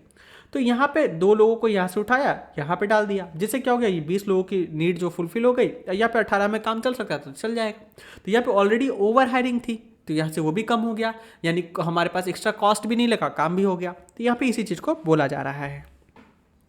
अब कुछ ड्रॉबैक या डीमेरिट्स भी है, जैसे यहाँ पे कोई नए लोगों आएंगे नहीं आपकी कंपनी में, तो नए आइडियाज़ भी नहीं आएंगे, ठीक है। लिमिटेड चॉइस होता है क्योंकि हमारे यहाँ 20 लोगों में ही अब इसको चॉइस करना है कि इन्हीं में से कोई 2 को अलग करो, ठीक है। यहाँ पे चॉइस काफ़ी लिमिट हो जाती है कंपेयर टू द रिक्रूटमेंट जो हम लोग जनरली एक्सटर्नल सोर्सेज से करते हैं। फिर ये तुम्हारे न्यू ऑर्गेनाइजेशन के लिए सुटेबल नहीं है, क्योंकि नया कंपनी खोल रहे तो भाई तुम्हारे पास इंप्लॉय है ही कहाँ, तुम्हें तो बाहर से लेना ही पड़ेगा। उसके बाद फ्रेश ट्रांसफर में reduce the productivity of employee. अब मान लो कि बार बार ट्रांसफर करोगे तो उनकी प्रोडक्टिविटी भी हैम्पर होती है, ठीक है। अब आगे आते हैं, under the internal recruitment following methods of recruitment are used. कौन कौन से मेथड यूज करते हैं? पहला होता है ट्रांसफर। ट्रांसफर में मतलब क्या होता है, जनरली इंप्लॉय एक जॉब पोजीशन से दूसरे जॉब पोजीशन पे या एक ब्रांच से दूसरे ब्रांच में ट्रांसफ़र किए जाते हैं। जैसे कि यहाँ पे क्लर्क से आप मैनेजर बन जाते हो एक पोजीशन से दूसरे पोजीशन, या फिर आप ब्रांच ए से ब्रांच बी में चले जाते हो, या फिर मान लो एक अलग अलग डिपार्टमेंट भी है तो एक डिपार्टमेंट से दूसरे डिपार्टमेंट में चले जाते हो, बिल्कुल ऐसा ये वाला एग्जांपल से। तो ये होता है ट्रांसफर। दूसरा होता है प्रमोशन। प्रमोशन में क्या होता है, यहाँ पे आप प्रमोट कर दिए जाते हो, ये वाला एग्जांपल बताया ना, ये that is called promotion. Promotion का एग्जांपल आप इसको लेके चलेंगे, ठीक है, प्रमोशन का एग्जांपल आप ब्रांच मैनेजर वाला लेके चलेंगे, और ट्रांसफर में आप एक डिपार्टमेंट से दूसरे डिपार्टमेंट की बात यहाँ पे हो रही है। क्या ये बात समझ में आ रहा है? अब आगे आता है एक्सटर्नल सोर्सेज ऑफ रिक्रूटमेंट। देखो हमारे एक्सटर्नल सोर्सेज क्या होते हैं, यहाँ पे हम लोग आउटसाइडर से लोगों को बुलाते हैं, या तो हम अपने एम्प्लॉय को बोलेंगे भाई हमें इतने लोगों की ज़रूरत है, कोई अगर तुम्हारी जानकारी में है तो उसे ले आओ, या फिर हम लोग न्यूज़ में छापते हैं, वेबसाइट पे छापते हैं, ठीक है। तो ये क्या होता है, basically external sources of recruitment होता है। जैसे मान लो हम लोग कैंपस प्लेसमेंट में जाते हैं, किसी कॉलेज में गए, वहाँ से जो नए ग्रेजुएट्स हैं उनको जॉब दे रहे हैं, कैंपस प्लेसमेंट, ठीक है। या फिर मान लो कि हम लोग किसी हायरिंग कंपनी, जो एम्प्लॉय वाली कंपनी होती है, बहुत सारे अलग अलग जो एजेंट्स होते हैं उनसे कांटेक्ट करते हैं, जो लोग क्या करते हैं आपके बिहाफ पे लोगों को ढूंढते हैं, फिर उनको हायरिंग वगैरह करके देते हैं। तो this all are the external sources of recruitment. When the candidate from the outside of the organisation are invited to fill the vacant job position, इसको हम लोग क्या बोलते हैं, एक्सटर्नल रिक्रूटमेंट बोलते हैं। क्या बोलते हैं? External recruitment. अब यहाँ पे फ्रेश टैलेंट आता है आपके पास, नए बंदे आते हैं, वाइडर चॉइसेस होते हैं। अभी ऊपर रेलवे का एग्जांपल लिया ना, 1000 वैकेंसीज के लिए 1-1 लाख 10-10 लाख वैकेंसीज आते हैं। फिर क्वालिफाइड पर्सनल आपको मिलते हैं, ठीक है। फिर लेटेस्ट टेक्निकल नॉलेज वाले लोग आपको मिल जाते हैं, जैसे कि नए ग्रेजुएट्स आते हैं तो नए थोड़े टेक से भी ज़्यादा होते हैं वो। फिर कॉम्पिटिटिव आपको स्पिरिट्स मिलता है, ठीक है ना। अब देखो डीमेरिट क्या होते हैं, ये आप मोरल, आपके जो एग्जिस्टिंग एम्प्लॉय है उसके मोरल डाउन कर देंगे। जैसे कुछ देर पहले क्या बोला कि हम लोग, मान लो कि मैं हूँ एक कंपनी में 10 साल से काम कर रहा हूँ, लेकिन मेरे पीठ पीछे मेरा कोई जूनियर रैंडम नया लड़का आकर मेरे से सीनियर बन जा रहा है, तो उससे मेरे को बुरा लगेगा ना, है ना। क्योंकि भाई मैं यहाँ पे पहले से हूँ, एटलीस्ट मुझे तो पहले प्रमोट करना चाहिए। तो जो एग्जिस्टिंग एम्प्लॉय है उनके मन में ये डिससेटिस्फैक्शन क्रिएट करता है। फिर न्यू एम्प्लॉय में not adjust in the rule and regulation. मान लो नया एम्प्लॉय आया है, जो कंपनी के रूल्स एंड रेगुलेशन उसमें कई बार वो एडजस्ट नहीं कर पाते हैं। क्या ये बात समझ में आया? Which means more chances of turnover, मतलब यहाँ पे जिससे मान लो इम्प्लॉय अगर ज़्यादा रूल्स एंड रेगुलेशन से वो इको फ्रेंडली तरीके से मैच नहीं कर पाए, मतलब वो कंपैटिबल नहीं हो पाए, तो चांसेस है वो जॉब छोड़ के चला जाए। तो इसको टर्नओवर बोलते हैं, इम्प्लॉय टर्नओवर बोलते हैं। जो कंपनी में एम्प्लॉय आ रहे हैं, जॉब छोड़ के जा रहे हैं, तो अच्छा नहीं होता है। ये काफ़ी ज़्यादा एक्सपेंसिव होता है क्योंकि आप बाहर के लोगों को बुलाते हो, company have their bear heavy burden of advertisement वगैरह करना पड़ता है। लेंदी प्रोसेस होता है जहाँ पे external requirement take a long time, क्योंकि अचानक से लोगों को नहीं आप जॉब पे रख सकते हो। पहले आप रिक्रूटमेंट करते हो, सेलेक्टिंग करते हो, उसके बाद ट्रेनिंग करवाते हो, फिर उनको रखते हो। तो ये काफ़ी टाइम कंज्यूमिंग प्रोसेस होता है। फिर common method of external resources recruitment are, पहला होता है डायरेक्ट रिक्रूटमेंट। मतलब सम टाइम क्या होता है, आप क्या करते हो, नोटिस आप गेट पे लगा देते हो कितने लोगों की ज़रूरत है, या फिर फैक्ट्री पे लगा देते हो, और लोग रोड पे चलते हुए देखते हैं अच्छा यहाँ पे जॉब की ज़रूरत है, तो आ जाते हैं, अरे हमको मुझे भी नौकरी की ज़रूरत है, ये मेरा फलाना फलाना मेरा मतलब डिटेल्स है, आप देखिए, और सेलेक्ट हो जाते हो तो आपको जॉब मिल जाता है। तो इसको बोलते हैं डायरेक्ट रिक्रूटमेंट। क्या बोलते हैं इसको? Direct recruitment. ये जनरली तुम देखोगे अनस्किल्ड जॉब्स वगैरह के लिए ज़्यादा आते हैं, जैसे स्वीपर, पियोन, ये सब के लिए। उसके बाद आता है कैजुअल कॉलर्स। मतलब क्या होता है कि आप क्या करते हो, generally the large organisation maintain the application of file which they keep all the pending application which the job seeker have lived out received. मतलब क्या होता है, जनरली जब लोग ग्रेजुएट्स होते हैं जिनको नौकरी नहीं मिलती, या फिर जो जॉब के तलाश में होते हैं ना, वो डिफरेंट डिफरेंट कंपनीज में अपना रेज्यूमे को भेजते हैं। ठीक है, रेज्यूमे को जब भेजते हैं तो कंपनियों के पास वो रेज्यूमे पहले से अवेलेबल होता है, तो कंपनी वो इकट्ठा करके रखती है हमेशा के लिए। और जब भी कंपनी को लगता है कि नहीं मुझे ज़रूरत है लोगों की, तो उन एप्लीकेंट में से ढूंढ के फिर उनसे कांटेक्ट करती है कि भाई साहब हमें ज़रूरत है, क्या आप आना चाहेंगे, आप खाली हैं, अगर आपकी जॉब अभी भी नहीं लगी तो आप आ सकते हैं हमारे पास। ठीक है, तो that is called casual callers. उसके बाद होते हैं एडवर्टीजमेंट। आप एडवर्टीजमेंट निकलवाते हैं न्यूज़पेपर वगैरह में, तो वहाँ पे आप कर सकते हो। उसके बाद इंप्लॉयमेंट एक्सचेंजेस होती है। मान लो कि एक डिपार्टमेंट दूसरे डिपार्टमेंट से एम्प्लॉयमेंट एक्सचेंज कर लेती है। जैसे गवर्नमेंट एम्प्लॉय एक्सचेंज करती है middle man between the job seekers and organisation which have a vacant position. Job seekers leave their biodata and detail and their qualification with the employment exchanges when the organization approach employment exchanges to suitable candidates are sent। Generally क्या होता है employment exchange, मतलब क्या exchanges क्या होता है, एक जगह होता है। जैसे देखोगे एम्प्लॉयमेंट के लिए भारत सरकार ने भी ऐसे पोर्टल चालू किए हुए हैं जहाँ पे आप जाकर अपने डिटेल्स वगैरह दे सकते हो। फिर जाके किसी कंपनी को अगर चाहिए होगा जॉब के लिए तो वो गवर्नमेंट एजेंसी से कांटेक्ट करेगा, फिर वो आपके डिटेल्स वगैरह भेज देंगे। अरे कुछ नहीं होगा तो जस्ट काइंड ऑफ समझ लो जस्ट डायल की तरह ये फीचर होता है, जहाँ पे बेसिकली जिनको जॉब वगैरह चाहिए होती है अपनी डिटेल्स वगैरह वहाँ पे डाल के रखते हैं। फिर जिन कंपनियों को चाहिए होता है वो गवर्नमेंट एजेंसी से वो डिटेल्स लेके आपसे कांटेक्ट करते हैं, फिर आपको जॉब मिलता है। फिर होता है प्लेसमेंट एजेंसी। कुछ ऐसे प्लेसमेंट एजेंसी होते हैं या फिर मैनेजमेंट कंसल्टेंट्स होते हैं जहाँ पे आप जाते हो, वो कमीशन लेते हैं आपसे और फिर वो आपके डिटेल्स वगैरह को रख लेते हैं। और फिर जैसे ही कंपनी जाती है उनके पास तो कंपनी को बता देते हैं कि भाई ये बंदा है आपके यहाँ जॉब कर सकता है, तो वो आपको बता देते हैं। बदले में वो कंपनी से भी चार्जेस लेते हैं, कई बार आपसे भी चार्जेस वो लेते हैं। फिर होता है कैंपस रिक्रूटमेंट। आपने सुना होगा कि कॉलेजेस में जाकर के लोग कैंपस रिक्रूटमेंट करते हैं। जैसे कि देखोगे आईआईटीज़ में पैकेजेस लगते हैं, तो that is called campus recruitment.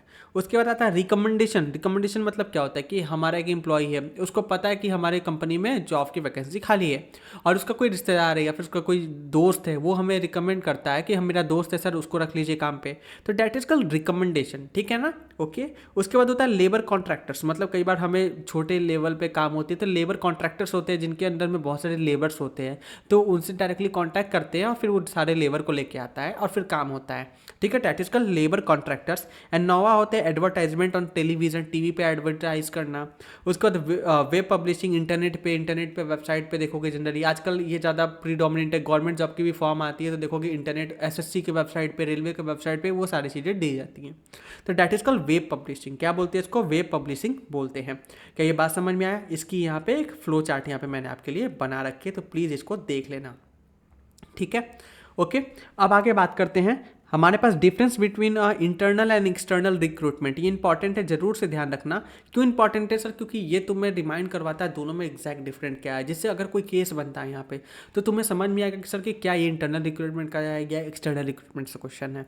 ठीक है ना, इस चीज़ को तुम पढ़ लेना, कोई खास नहीं है। Less time consuming, more time consuming, जो ऊपर पढ़ाया है सेम, बट तुम्हें क्या करना है, इसको अच्छे से देखना है। ठीक है, अब सिलेक्शन क्या होता है? सिलेक्शन का मतलब क्या होता है? Selection can be defined as a discovering most promising and most suitable, यानी best candidate, in short best option select करना। ओके, समझ में आया?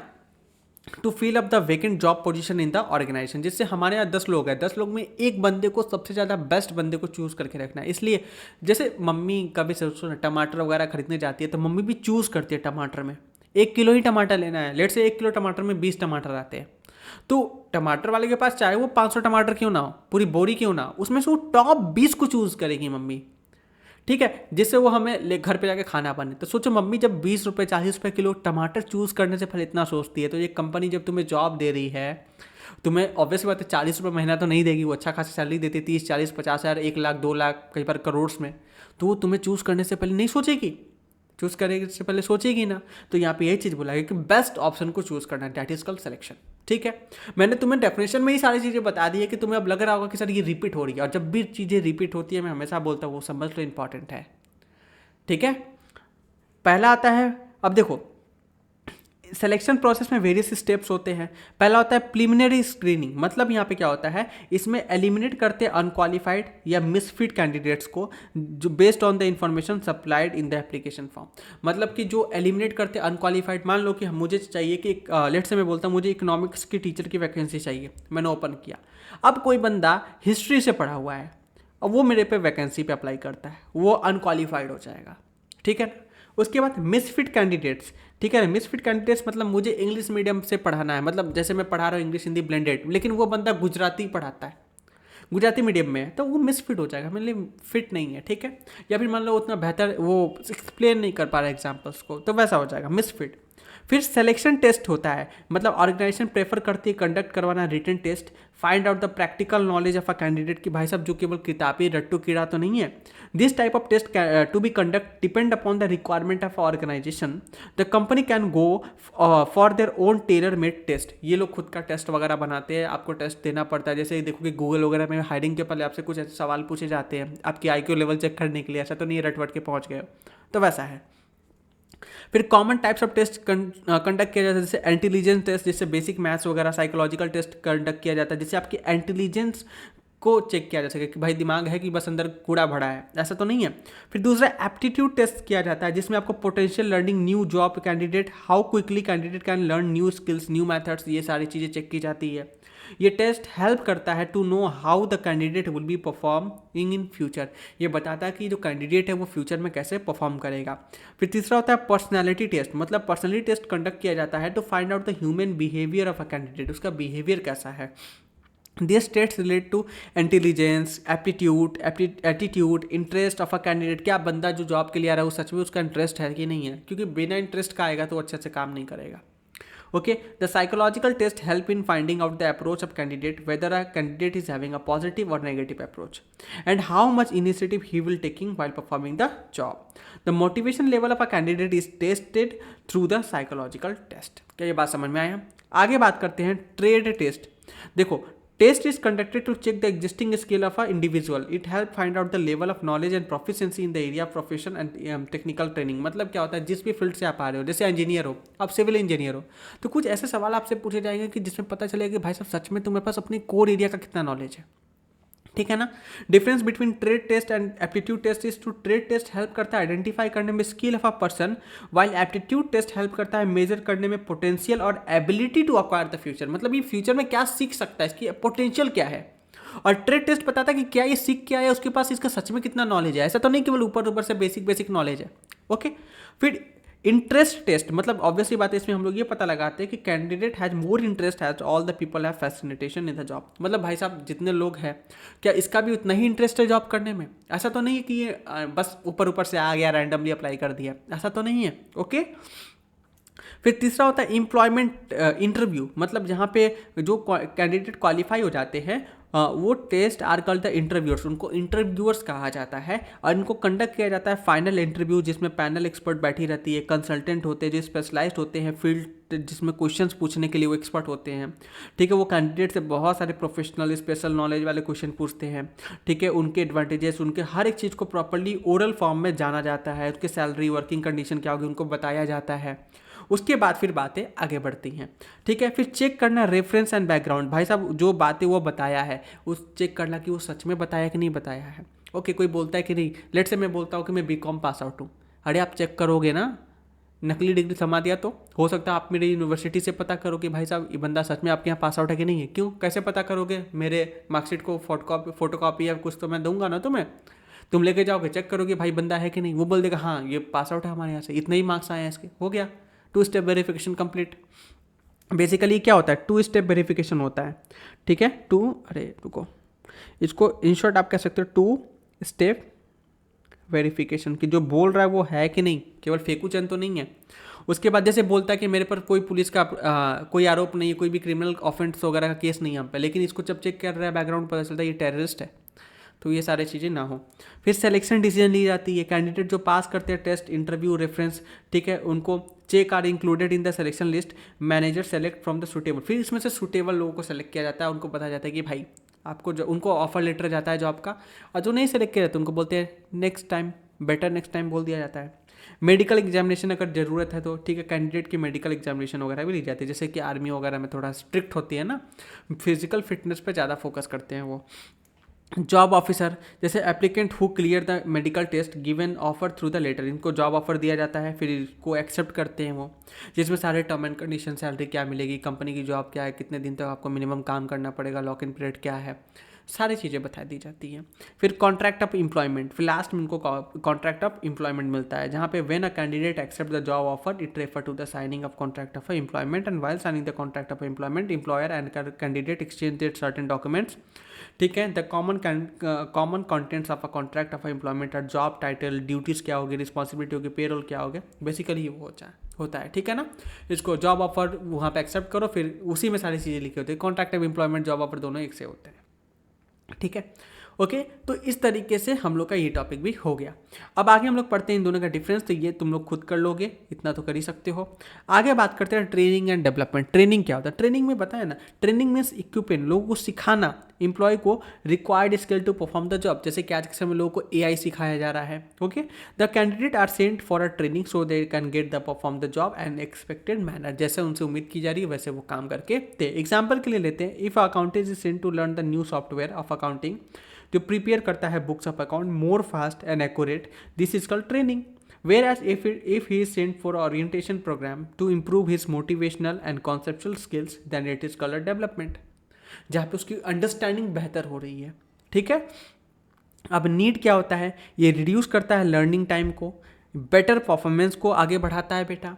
फिर तीसरा एटीट्यूड फॉर्मेशन करता है। ट्रेनिंग डेवलपमेंट एम करता है मोल्डिंग करने के लिए employ so that they can develop positive attitude for the organisation, जिससे ऑर्गेनाइजेशन को लेकर उनके अंदर एक पॉजिटिव एटीट्यूड आए, and motivate them to be ready to take initiative, जिससे वो आगे बढ़ के काम करे, और result in a better support and cooperation among the employ, जिससे वो और भी कोऑपरेट होकर और भी बेहतर तरीके से काम कर पाए।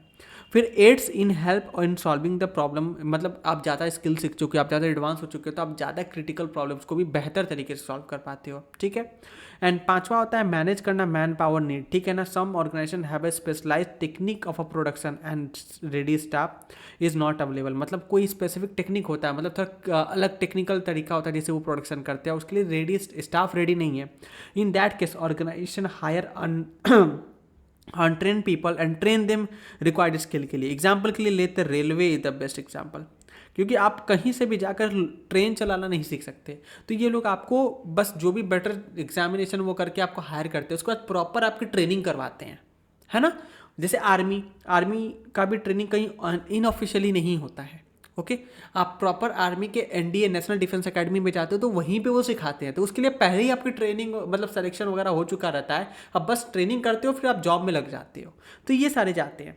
फिर ये हेल्प करता है अडेप्ट करने में चेंजेस, ट्रेनिंग हेल्प करता है एम्प्लॉय को अडेप्ट करने में इन्वायरमेंटल चेंजेस को लेकर के, ठीक है। बेनिफिट्स क्या होता है एम्प्लॉय को? ये बेटर करियर ऑप्शन प्रोवाइड कराता है, आपकी इम्प्रूव करता है आपके स्किल्स को, नॉलेज को, ठीक है ना। अर्निंग मोर, ज़्यादा आप स्किलफुल होते हो तो आप पैसा भी ज़्यादा कमाते हो। बूस्ट करता है मोरल ऑफ एम्प्लॉय। उसके बाद लेस चांसेस ऑफ एक्सीडेंट्स, मतलब कि जितना आप ज़्यादा परफेक्ट होते हैं गलती करने के चांसेस उतना ज़्यादा कम होता है। हाँ, ऐसा नहीं है कि गलती करने के चांस जीरो हो सकता है, बट हाँ काफ़ी ज़्यादा लो हो सकता है, ठीक है ना।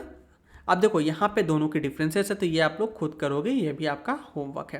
देखो जो चीज़ मैंने पढ़ाई है वो चीज़ को मैं बार बार रिपीट करके अननेसेसरी वीडियो के लेंथ को नहीं बढ़ाऊंगा। कारण है समझो, क्योंकि वीडियो की लेंथ जितनी बड़ी होगी उतना ज़्यादा तुम्हारा सर दर्द होगा, तुम 2x पे देखोगे जिससे तुम्हें कोई फ़ायदा नहीं होने वाला है। इसलिए मेरा मेरा मानना ये है कि बेटर होगा तुम 1x पे देखो वीडियो को, बट हाँ जो अनवांटेड चीज़ है वो तुम खुद कर सकते हो। अब देखो इसमें डिफरेंसेस तुमको पढ़ना है, ये तुम खुद भी तो कर सकते हो ना, ऐसा कुछ एक्सप्लेन करने वाला नहीं, क्योंकि मैंने ऊपर से ऑलरेडी तुमको इन डेप्थ में एक्सप्लेन करते हुए आया है।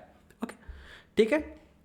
अब मेथड्स ऑफ ट्रेनिंग, एक होता है ऑन द जॉब ट्रेनिंग, जहाँ पे आप जॉब पे जाते हो फिर ट्रेनिंग लेते हो। एक होता है ऑफ द जॉब ट्रेनिंग, एक एक करके समझ जाएंगे, हो जाएगा, ध्यान देना।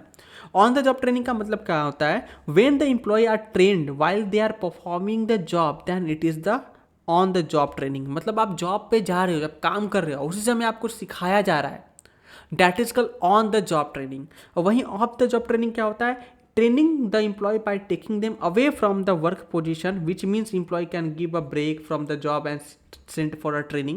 This method of training is more suitable for a managerial jobs and as a conferences, seminar, ये सारे जो होते हैं ना वर्कशॉप वगैरह लगाते हैं, इसको बोलते हैं ऑफ द जॉब ट्रेनिंग। लेकिन ऑन द जॉब ट्रेनिंग का मतलब जैसे जूनियर डॉक्टर देखोगे आप, जो सीख रहे होते हैं वो पेशेंट को देखना स्टार्ट करते हैं धीरे धीरे कैसे क्या प्रॉब्लम है। जैसे हम लोग सीए कर रहे हैं तो हम लोग की आर्टिकलशिप होती है, रियल लाइफ में सीए के अंडर में ऑफिस में जाके हम लोग रियल प्रॉब्लम्स को देखते हैं, ऑडिट करते हैं, तो that is called on the job training. वहीं देख लो अभी बताया ना, लोको पायलट ट्रेन रियल में बैठते हैं, जूनियर असिस्टेंट लोको पायलट के तौर पे वो काम करते हैं, तो that is called on the job training. ठीक है। लेकिन ऑफ द जॉब ट्रेनिंग क्या होता है, लिटरली आप फील्ड में नहीं होते बट आपको दूर कहीं बैठा के सेमिनार पीपीटी पे चीज़ों को समझाया जाता है, फिर बोला जाता है कि आप वो काम करो। ठीक है। तो that is called off the job training. जैसे आप लोग क्या कर रहे हो अभी जो सीख रहे हो अकाउंटिंग वगैरह, आपको लिटरली बिजनेस में डाल के थोड़ी अकाउंटिंग सिखा रहे हैं, आपकी ट्रेनिंग हो रही है बट वो बिजनेस में नहीं हो रही, ऑन द जॉब नहीं है, बेसिकली ऑफ द जॉब है। ठीक है। हाँ अभी सीख के फिर जॉब करोगे, तो वैसा होता है ऑफ द जॉब ट्रेनिंग। अब देखो common and popular techniques of training under the on the job methods are, क्या क्या कमांड बोल दिया मैंने, कॉमन पॉपुलर टेक्निक्स है। एक होता है अप्रेंटिसशिप एंड प्रोग्राम ट्रेनिंग, मतलब बेसिकली यहाँ पे क्या होता है, the worker seeking for a inter skill jobs are sent for a apprenticeship training programme, जहाँ पे आप ट्रेनिंग लेते हो प्रॉपर्ली, जैसे आर्मी वगैरह में भी देखते हो ना ट्रेनिंग होता है आपका। Apprenticeship programme is a master worker और ट्रेनर, मतलब यहाँ ट्रेनर होता है जो गाइड करता है वर्कर को लर्न करने में नए स्किल्स वगैरह को। जैसे अभी लोको पायलट का एग्जांपल यहाँ पे आप लेके चलना, लोको पायलट। ठीक है। ध्यान देना, यहाँ पे आ जाते हैं मास्टर वर्कर ट्रेनर जो होता है अपॉइंट किया जाता है, हु गाइड करते हैं वर्कर और learner regarding the skill job. The master worker perform करते हैं जॉब को ट्रेनिंग के सामने, उसके बाद ऑब्जर्व करते हैं परफॉर्मिंग करते हुए, जैसे क्रिकेटर्स भी भाई साहब देख लो, क्रिकेटर वगैरह भी तो वही करते हैं। फिर इंटर्नशिप होता है, जैसे हम लोग का आर्टिकलशिप, ठीक है ना, हम लोग का सीए वाला आर्टिकलशिप हो जाता है, यहाँ पे लिख लो आर्टिकलशिप हो जाता है। ओके, जहाँ पे आप लिटरली किसी के अंदर में रह के काम करते हो, यहाँ पे आपको स्टाइपेंड मिलता है, स्टाइपेंड मतलब दिहाड़ी काइंड ऑफ कह लो यार, बहुत कम पैसे देते हैं। खैर फिर तीसरा होता है इंडक्शन और ओरिएंटेशन ट्रेनिंग, जहाँ पे आपको बताया जाता है चीज़ों को, पीपीटी पे रख के बताते हैं, भाषण देते हैं, लेक्चर देते हैं, दैट इज कॉल्ड इंडक्शन और ओरिएंटेशन ट्रेनिंग बोलते हैं। ठीक है ना। जहाँ पे देखो इंडक्शन और ओरिएंटेशन ट्रेनिंग एक प्रोसेस होता है of receiving and welcoming an employ, welcome करना कि हम लोग का ऑर्गेनाइजेशन में ये फर्स्ट डे आ रही, स्कूल में भी ओरिएंटेशन होता है नया सेशन स्टार्ट होने के पहले, बिल्कुल वो वाला। ठीक है। प्रॉपर ओरिएंटेशन इनेबल क्या करता है, a new employ to have a good start, जिससे उसको एक अच्छा स्टार्ट मिलता है, डेवलप कर पाता है overall effectiveness of a job. Basic objective क्या होता है इंडक्शन का, ओरिएंटेशन प्रोग्राम का, हेल्प करना newcomer to overcome his shyness, nervousness, जहाँ पे आप एक दूसरे को जान लेते हो। जैसे कॉमर्स जब पढ़ा होगा तो पहला क्लास ओरिएंटेशन क्लास होता है। ओरिएंटेशन क्लास क्या होता है, क्लास 11 में जब आप फर्स्ट टाइम जाते हो, तो यहाँ पे कॉमर्स हम लोग क्या पढ़ते हैं, कॉमर्स क्या होता है, हम लोग कौन कौन से सब्जेक्ट होते हैं, कितने कितने मार्क्स का एक पेपर होता है, कौन कौन से चैप्टर होते हैं, इसका स्कोप क्या है, that is all are the orientation stuff. ठीक है। To build the confidence of a new employ, जिससे नए बच्चों को कॉन्फिडेंस आ पाए, नहीं यार कॉमर्स भी थोड़ा अट्रैक्टिव है। फिर डेवलप करना सेंस ऑफ बिलोंगिंगनेस, फिर उसको बताना कि भाई देखो हम लोग कॉमर्स तो बचपन से पढ़ते आ रहे हैं, एक बच्चा काउंट करता है ना 1 2 3 4, उसको भी काउंटिंग कहते हैं, और काउंटिंग जब हम लोग एक अच्छे वे में करते हैं तो उसी को अकाउंटिंग कहते हैं। तो दैट इज थिंग ना, बिजनेस इज नॉट थिंग। मैं बोलता हूँ हमेशा बच्चों को कि बिजनेस कोई नया चीज़ नहीं है, तुम आसपास देखते आ रहे हो, तुम्हारे पास जो आसपास तुम्हारे किराने वाले अंकल है, ब्लिंकिट है, जोमेटो है, यूट्यूब है, सारे बिजनेस है।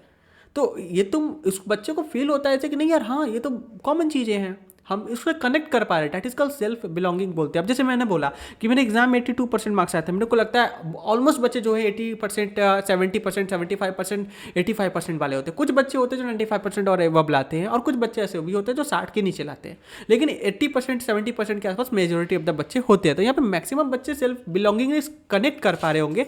ठीक है। अब जैसे मैंने बोला कि यहाँ पे मेहनत करके मैं 95% ऊपर लेके आया, तो लोग कनेक्ट नहीं करेंगे, लेकिन अगर मैंने बोला कि पेपर खाली छोड़ के आ जाऊँगा और 0% लाऊंगा, अब आप पापा को बोलेंगे साइकिल दिलाने के लिए, तो अभी कनेक्ट हो जाएगा तुम लोग को तुरंत, अच्छा हाँ ये काम तो अपन भी कर सकते हैं, है ना।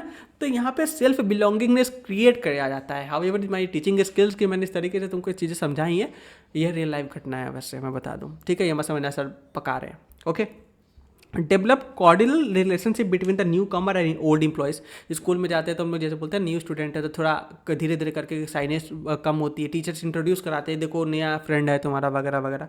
तो वही होता है, ये new employ versus old employ, यही सही सेम सा होता है, ठीक है। To ensure the newcomer do not form negative attitude toward the organisation, ये हम लोग फोकस ये क्या करता है, ये इंश्योर करता है कि जो हमारा न्यू कमर है वो ऑर्गेनाइजेशन को लेकर के मन में कोई नेगेटिविटी ना रख ले, मतलब ऐसा नहीं कि ये तो यार झंडू है, ऐसा नहीं हो, ठीक है।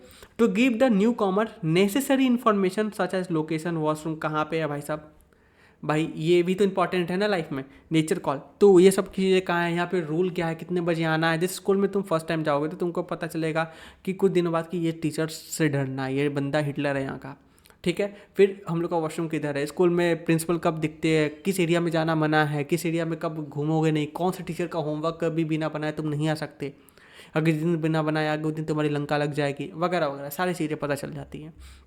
फिर किस दिन कौन सा ड्रेस पहनना है, कब कौन सा फंक्शन होता है हम लोग के स्कूल में, ठीक है ना, कब स्पोर्ट्स डे होता है, कब पता नहीं फालतू की चीज़ें होती रहती हैं, वो सारी चीज़ें, ठीक है।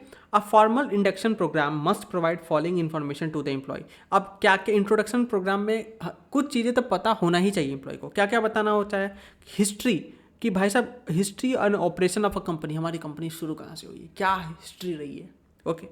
Product and service that company produce, भाई साहब क्या हम लोग बनाते हैं, ठीक है। कंपनी की ऑर्गेनाइजेशनल स्ट्रक्चर क्या है, उसके बाद रूल्स रेगुलेशन क्या है, पॉलिसीज क्या है, प्रोसीजर क्या है कंपनी में, रिस्पॉन्सिबिलिटी और अथॉरिटीज़ क्या है एम्प्लॉय का, उसके बाद ग्रेवियंसेस प्रोसीजर क्या, कि मान लो किसी को कोई कंप्लेन तो कहाँ पे वो कंप्लेन करेगा, फिर सजेशन स्कीम फीडबैक कहाँ पे दे सकते हो, टर्म एंड कंडीशन क्या है, ठीक है, वेजेस वर्किंग आवर्स कितने होंगे, कितने देर आपको काम करना है, डिसिप्लिनरी प्रोसीजर्स क्या क्या है, उसके बाद opportunity for training promotion transfer क्या क्या आपके पास अपॉर्चुनिटी निकल के आता है, ये सारे तो एटलीस्ट बताने ही चाहिए।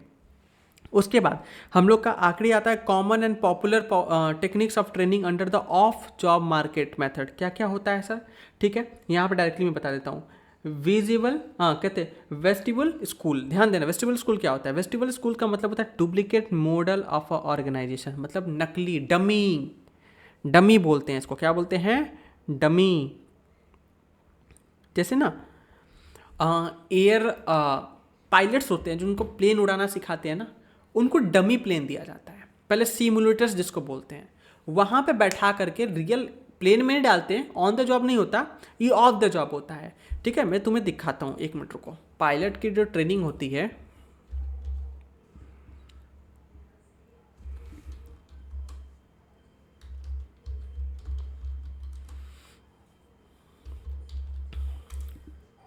रुको एक मिनट रुकना, मैं तुम्हें इमेज में दिखाऊंगा कैसे लोग सीखते हैं, डमी पायलट्स कैसे सीखते हैं।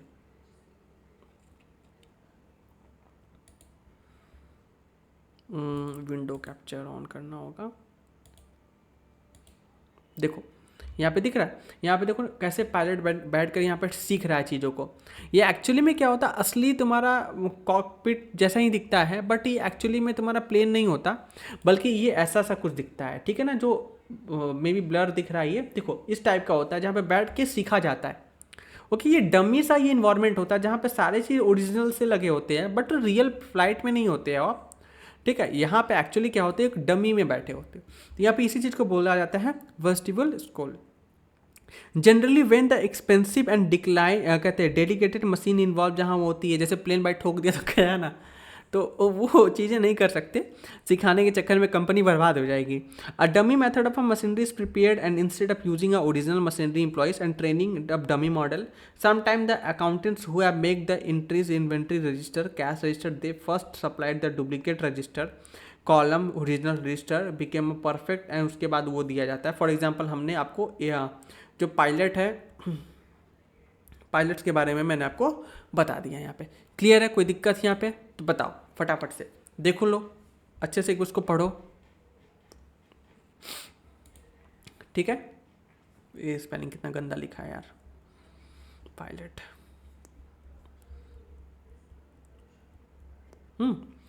चल अब ये चीज़ आपको समझ में आ गया, इसी के साथ हमारा ये चैप्टर कंप्लीट हो गया। जो नोट्स है बेटा कहाँ से मिलेंगे वो मैं बता देता हूँ आपको, ठीक है। आपको 1 मिनट रुक जाओ, स्क्रीन शेयर कर लो।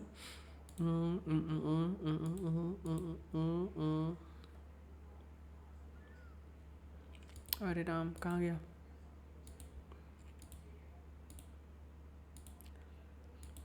ये स्क्रीन दिख रहा है आपको?